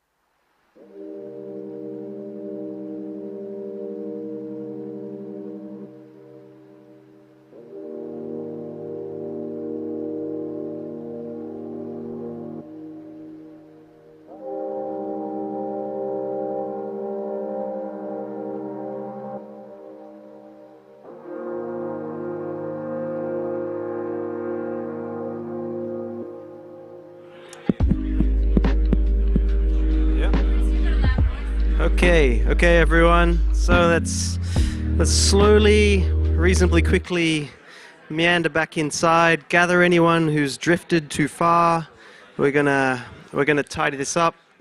We've only got half an hour of questions, then we're gonna get booted out of here. So, yeah, thank you, everyone. Great. Okay, so how are we gonna do this? So yeah, everyone just gets settled. And then, are they gonna... There's roving. Oh, hang on. Yeah? Adam, do you mind doing the roving mic for people? Is that cool? Great. They're directed to specific panelists, so they can respond. We can share. Yeah, we can share this one. Yeah. Sing out when you want to grab. Alrighty, so we're going to have questions from the virtual sort of online audience and also from you guys. I'm trying to prioritize you guys because you came all the way. So raise a hand if you'd like to ask something of anyone specific in the panel, or more generally, just indicate when you ask your question. Yes? Can you hear me? Yep. My question's actually to all of you, and specifically addressing what Trail said previously, just probably halfway through. I've got significant concerns in regards to, for want of a better word, the pharmacisation of psychedelic substances, in particular naturally occurring psychedelic substances like DMT and psilocybin. I have come from the pharmaceutical industry, and I know the reductionism, the monetisation, the harsh legislation that goes around these sorts of substances. And my question to you is, how significantly do you think that's going to impact your current culture? So, you know, we saw all this vibrant conversation around psychedelics and psychedelic-assisted therapies here. I mean, how significantly do you think, I don't know the word, the pharmacisation of these substances is going to affect you? I mean, you're coming from a philosophical standpoint. Are we going to then see psychedelic-assisted therapy, the entire realm of scientists, of, you know, psychologists who then, you know, you talked about just sending someone away to a plain room by themselves. But what about things like people who aren't qualified, who are going out and harvesting from nature, etc.? Do you think there's going to be a significant impact in the culture of the psychedelic-assisted therapies and psychedelic experiences? Great. Yeah, I think there will obviously be significant outcomes around that. But I think the market is the great protector there, actually. So the expected cost of a dose of psilocybin, what will it be? You know, $400, $600 a dose, or free. I mean, we're talking about it being restricted and being pharmaceutically controlled for therapeutic treatment, but I think there's no possible way that they can restrict access to that in other settings. And in fact, the biggest advantage that has is that they are freely available. They are, you know, people can go and pick them in their backyard in some cases. So I think there is a significant protection in that fact. But clinical therapeutic access is going to be a problem. So current expectations of cost of treatment in Australia is somewhere, I think, around $20,000 for a treatment, which is significant. It's not as costly as longitudinal pharmaceutical and psychotherapeutic treatment. MAPS did a great deal of research and on this, and they thought their rough estimate was that they were saving about $100,000 per patient. And so, you know, these economic factors, I think, actually may in fact be protective. But the real issue that I am concerned about is access.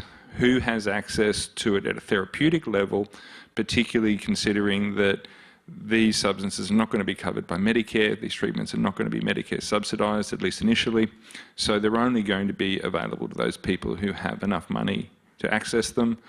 I think there will be funding bodies that will jump on board to broaden access. People like DVA, I think, will probably, you know, provide access, because it's cost effective for treatment. I mean, just to put that in perspective, $20,000 sounds like a lot, but I've been involved in the treatment of soldiers that's cost, you know, $500,000, $600,000.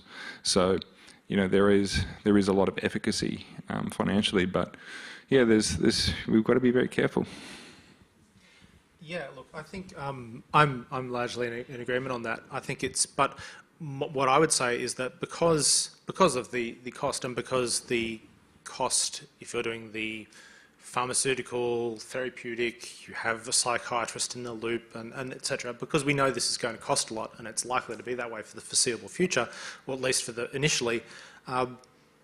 This plus hype equals a lot of unmet demand, and that's going to go somewhere. And where that's going to be is going to be, you know, underground settings, which is why the work that people have to do in engaging with, you know, the underground practices. I want to say the mainstream of psychedelics isn't in friggin' psychiatry practices.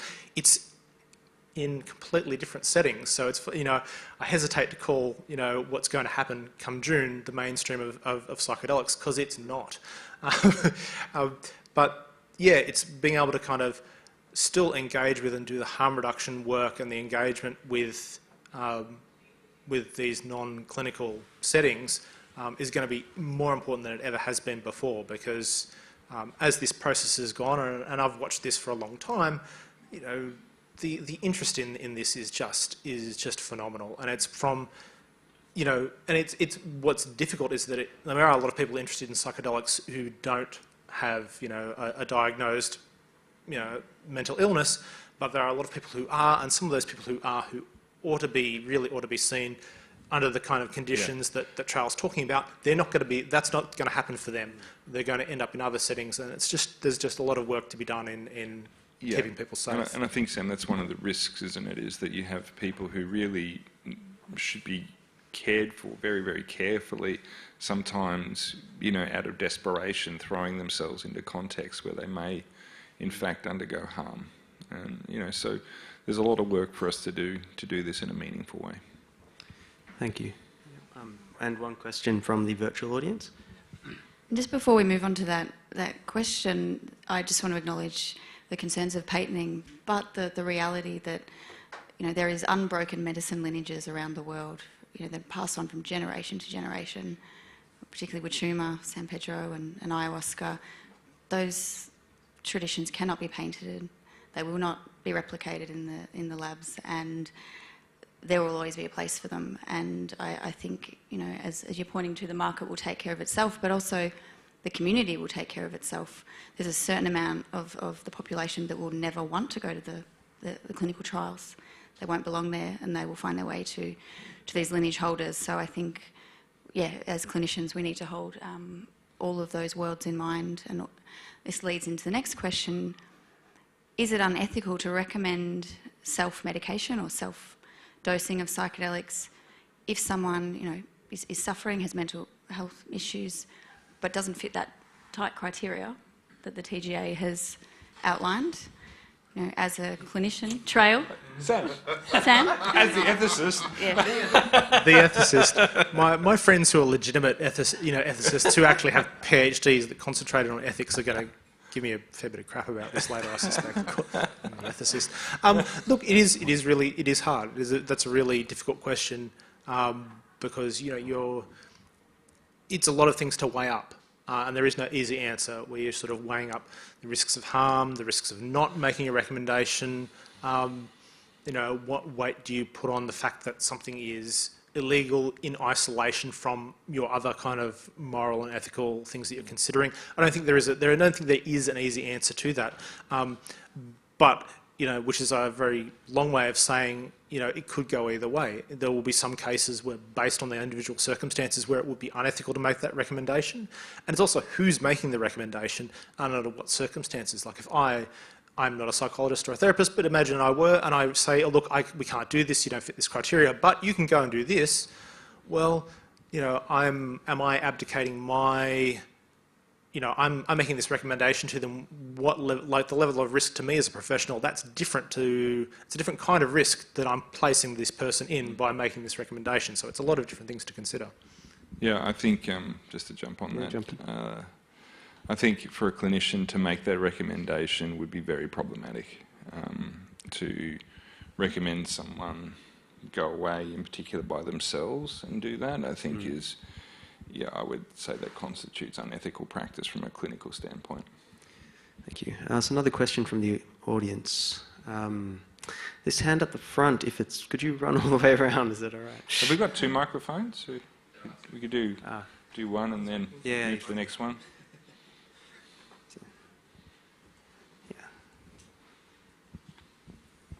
This whole notion of like enlightenment that you hear about from the Eastern traditions, which seems to be very common now in other traditions, this kind of thing about waking up in life, and there are various kind of practices or self-inquiry that sort of leads to what seems to be a very common experience of no self and the recognition of how kind of distorted thoughts are, and a bit about what you were talking about reality just being a false projection, and that there's a knowledge, a knowing that's outside the mind and outside normal thinking. So it seems to be like a universal experience to sort of great sages and people like that have woken up. How does that relate to the psychedelic experience, and can psychedelics sort of fast track to something like that, is my question. Good question. I mean, so one of the things I find most relevant here is how many of today's senior Western teachers of Buddhist meditation, but also various forms of Hindu meditation, got their start with psychedelics. So a lot of people have gone public. I mean, the famous case is Ram Dass, formerly Richard Alpert, who was engaged in psychedelic research with Timothy Leary at Harvard, but there are various other people, Lama Surya Das, I think Jack Cornfield, Tara Brach, lots of very senior, esteemed, well-respected Western teachers of meditation have said, look, I experienced psychedelics back in the 60s. They showed me what my mind was capable of. They showed me that there is this other way of experiencing the world and relating to it that is immensely worthy of pursuit, and I then turn to these disciplines as a way of attempting to actually realize that as a kind of default way of experiencing the world.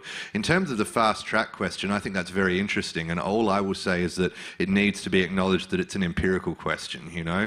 In Buddhism you have what's called the fifth precept, which is the injunction not to use intoxicants that cause heedlessness, is how the original Pali is most commonly translated, so there's a bit of room for debate there. A lot of Buddhists just take that as no intoxicants whatsoever, but there are, as the study I described with the Zen Roshi shows, there are Buddhists, you know, there are authentic, recognized Buddhist meditation teachers who are willing to be creative in their interpretation of these traditions, and so I would love to see more empirical research. It poses formidable challenges, because how do you operationalize, you know, whether someone is getting closer to awakening? But maybe that question can be answered. I mean, there's a lot of really exciting work going on in neuroscience of getting advanced meditators who purport to be able to have these pure consciousness experiences and looking at what goes on in their brain in the neuroimaging scanner. So I can see the potential for a lot of super interesting research in which, you know, practitioners at various stages in these traditions are given psychedelic experiences, and then a study to see to what extent their capacity to enter various meditative states, insofar as we can evaluate that, actually is enhanced. Psychedelics may be a gateway drug to enlightenment. I guess the only thing that I would add to this is maybe enlightenment, like, that's a word that carries kind of a bit of baggage, right? And I think it's like, even if it is a fast track to enlightenment, construed a certain way, I'd really caution people about equating that with a fast track to wisdom, if there is such a thing, because I don't think that would be the case.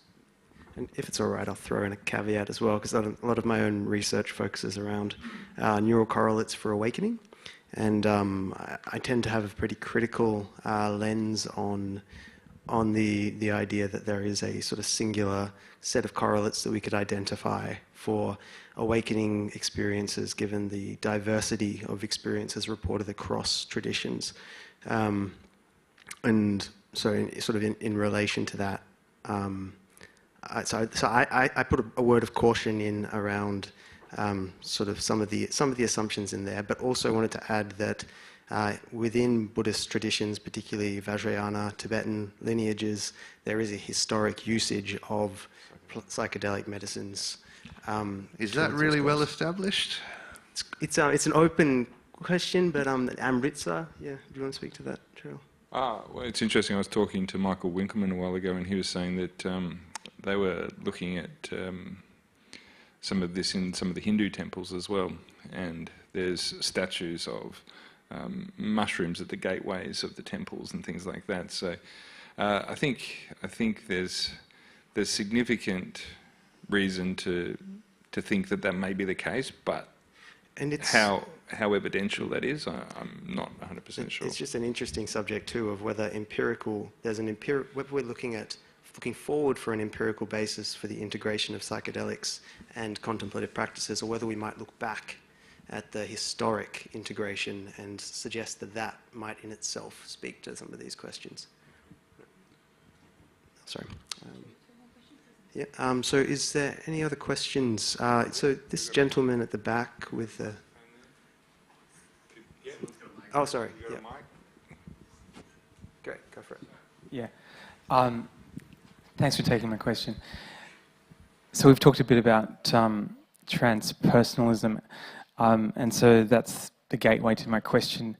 So what's the place of psychedelics during this time of massive human destruction? And so what does the love of wisdom have to teach us about this state and what we can do about it?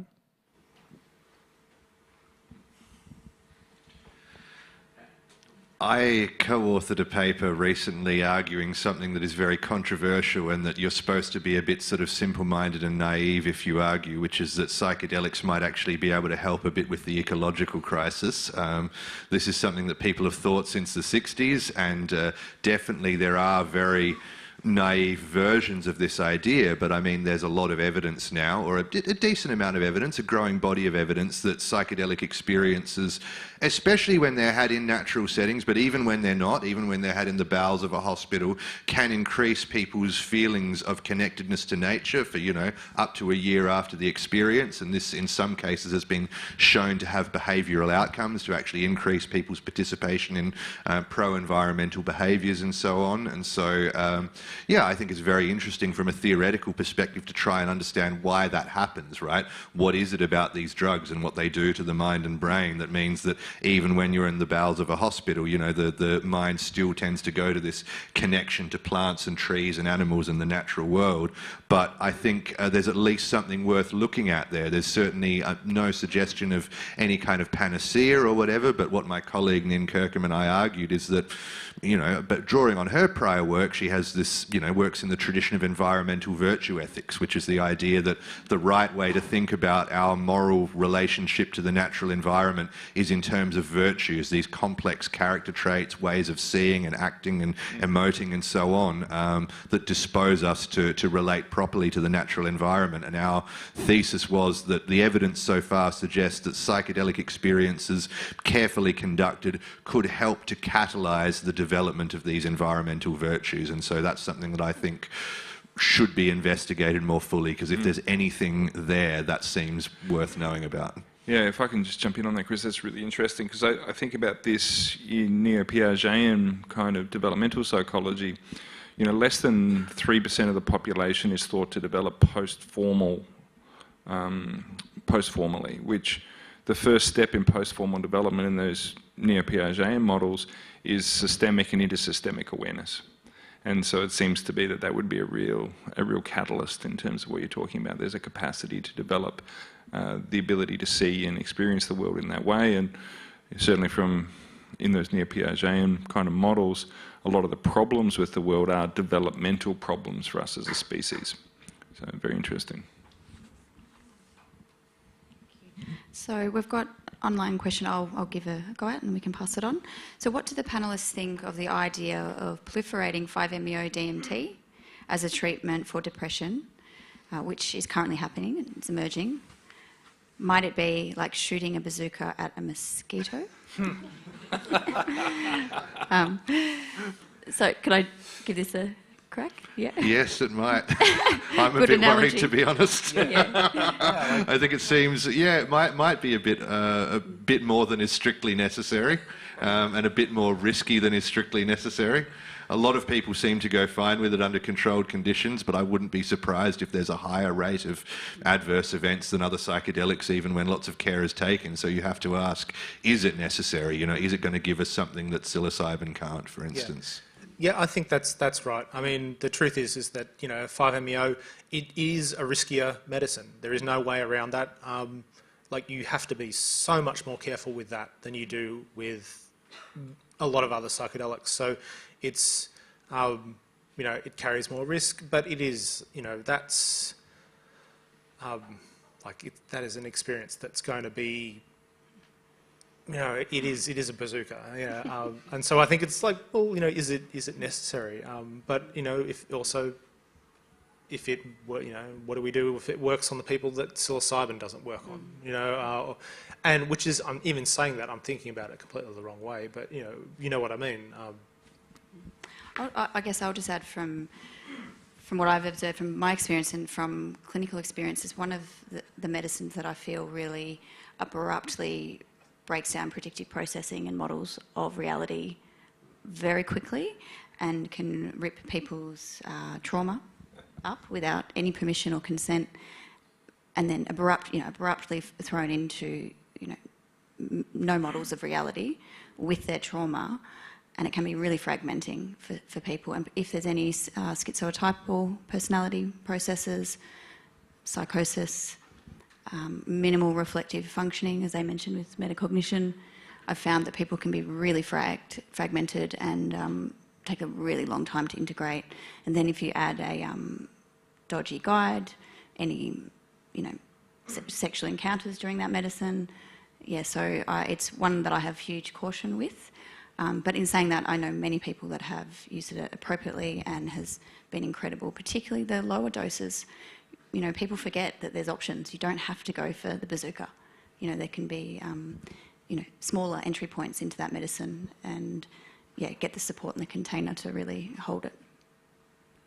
Yeah, there's a book I haven't gotten around to reading yet, but it's by a guy, Robert Augustus Masters, I think is his name, Darkness Shining Wild, and he was a fairly seasoned sort of spiritual practitioner and then had a dose of 5-MeO, which gave him what he considered a psychotic break, and he took about a year or so to sort of piece himself back together. He's the guy, actually, who came up with the concept of spiritual bypassing, I think. So... We might have final question and then I'll wrap it up, or... This person looks keen over here. Yeah. Sorry. Is this on? Yeah, cool. So I suppose we've got at one end of the spectrum recreational experiences, very much like, separated from the medical institutions, from all this, and then the trials at the other end, and then somewhere in the middle is the murky middle that is emerging, and. I think, Trail, you said recently to me something about, that when people have psychedelic experiences, it can generate metacognition, or it creates a metacognitive view, but they'll generally collapse back into the view that they held prior if it's not sufficiently stabilized. So I guess you can see from that view why a lot of people who have recreational experiences may become unsatisfied over time and head more towards this direction over here. At the same time, obviously what happens and this is in a way that recreational use is now becoming somewhat informed by research and, integration as it's being created through the trials and so on. At the same time, obviously the trials are influenced by this history of recreational use or underground psychedelic psychotherapy and all these things. So in this middle, and actually just one thing to throw in that I'm not sure is really on people's radar, but cannabis-assisted psychotherapy may be one of the most immediately accessible psychotherapies in Australia, or here in Victoria particularly, because the legalised cannabis party won enough seats that they essentially hold a balance of power here in Victoria. If they're going to have any demand, of course, it's going to be to legalise cannabis, and that creates an opportunity for a form of therapy that could reach the masses very quickly. It wouldn't necessarily have to go through the TGA approval process. So I guess what I'm saying, why I'm bringing that up, is just that this is getting increasingly murky and complex, and it seems like there needs to be, outside of the clinical sphere, more and more spaces for integration, for support, for development of metacognition. And we've touched on those a little bit tonight, but I wondered if any of you wanted to say more about what you see emerging and what you would hope to emerge to support responsible, growth-orientated psychedelic use. Do you mind if I speak to the cannabis? Is that okay? So, so I'm training under Saj Ravi, the psychedelic somatic psychotherapy, and I began that out of my frustration with the wait for the TGA decision, but also the inaccessibility and the cost. So there are psychedelic therapists in Australia that are legally able to work with people with cannabis, and what we're seeing is that it's a huge potential for PTSD in a way that might be a little bit unique, and Trail can support this as well, but really from a relational perspective, from a bottom-up processing, so somatic experiences, and it's affordable and it's quite accessible now. It's prescribable for autism, ADHD, from chronic pain, cancer, epilepsy, depression, anxiety. It's quite accessible, and there are therapists working in this space. I just wanted to highlight that. Yeah, I agree, Lani. I will say this publicly. I haven't said it publicly before, but I actually think that the cannabis-assisted psychotherapy might prove in the long run to be more beneficial for PTSD treatment than MDMA. That's certainly my suggestion. We've been conducting, some exploratory work around it and doing some sessional work with it, and it's incredibly. It's one of those ones that just seems to fly under the radar. People aren't really paying enough attention to it. There's a number of different approaches to it. There's not a clear clinical model for it yet, I don't think.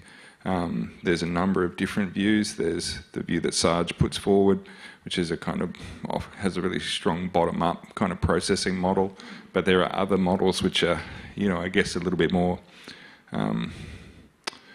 almost spiritualist in their kind of views. So it's still early days, but I'm very interested to see where that space goes clinically. I think there's a lot of legs in that work. I think we have to wrap it up. I know people probably have a lot of questions, but feel free to contact us, individually. I'm sure everyone's happy to answer any burning questions, and we'll send out some resources in the next week. And just want to thank you all for your wisdom and the dedication in life that it takes to get to this level of insight and knowledge. It comes with a lot of personal reflection, often a lot of initial student poverty, and then the hard work. Just initial. And how excited I am to share this this recording with my students and to embed this. Even though I actually identify deeply with the spiritual world and plant phenomenology, and the opposite to you, Chris, I'm so excited to weave this into my work so that I stay grounded, so that I can support people to find their perspective and be really cautious of what I bring to the psychedelic container. Because when we talk about what could go wrong in this psychedelic space, it's the humans, and if we don't have that reflective capacity to see what's ours and support clients to find what's theirs, I think really important. Just thank the panel one final time. Yay!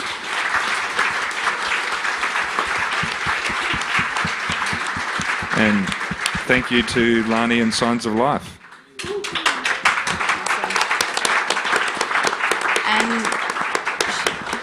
Shameless plug, on the 8th of June, we've got a webinar focusing on psychedelic cults and narcissistic leadership and the whistleblower phenomena. All very real in Australia and overseas, and I invite you to attend that, as a group of us have developed some pretty sophisticated harm reduction resources for professionals and clients entering this space so that they can self-assess who is safe and where to work and how to look after themselves. So, thank you.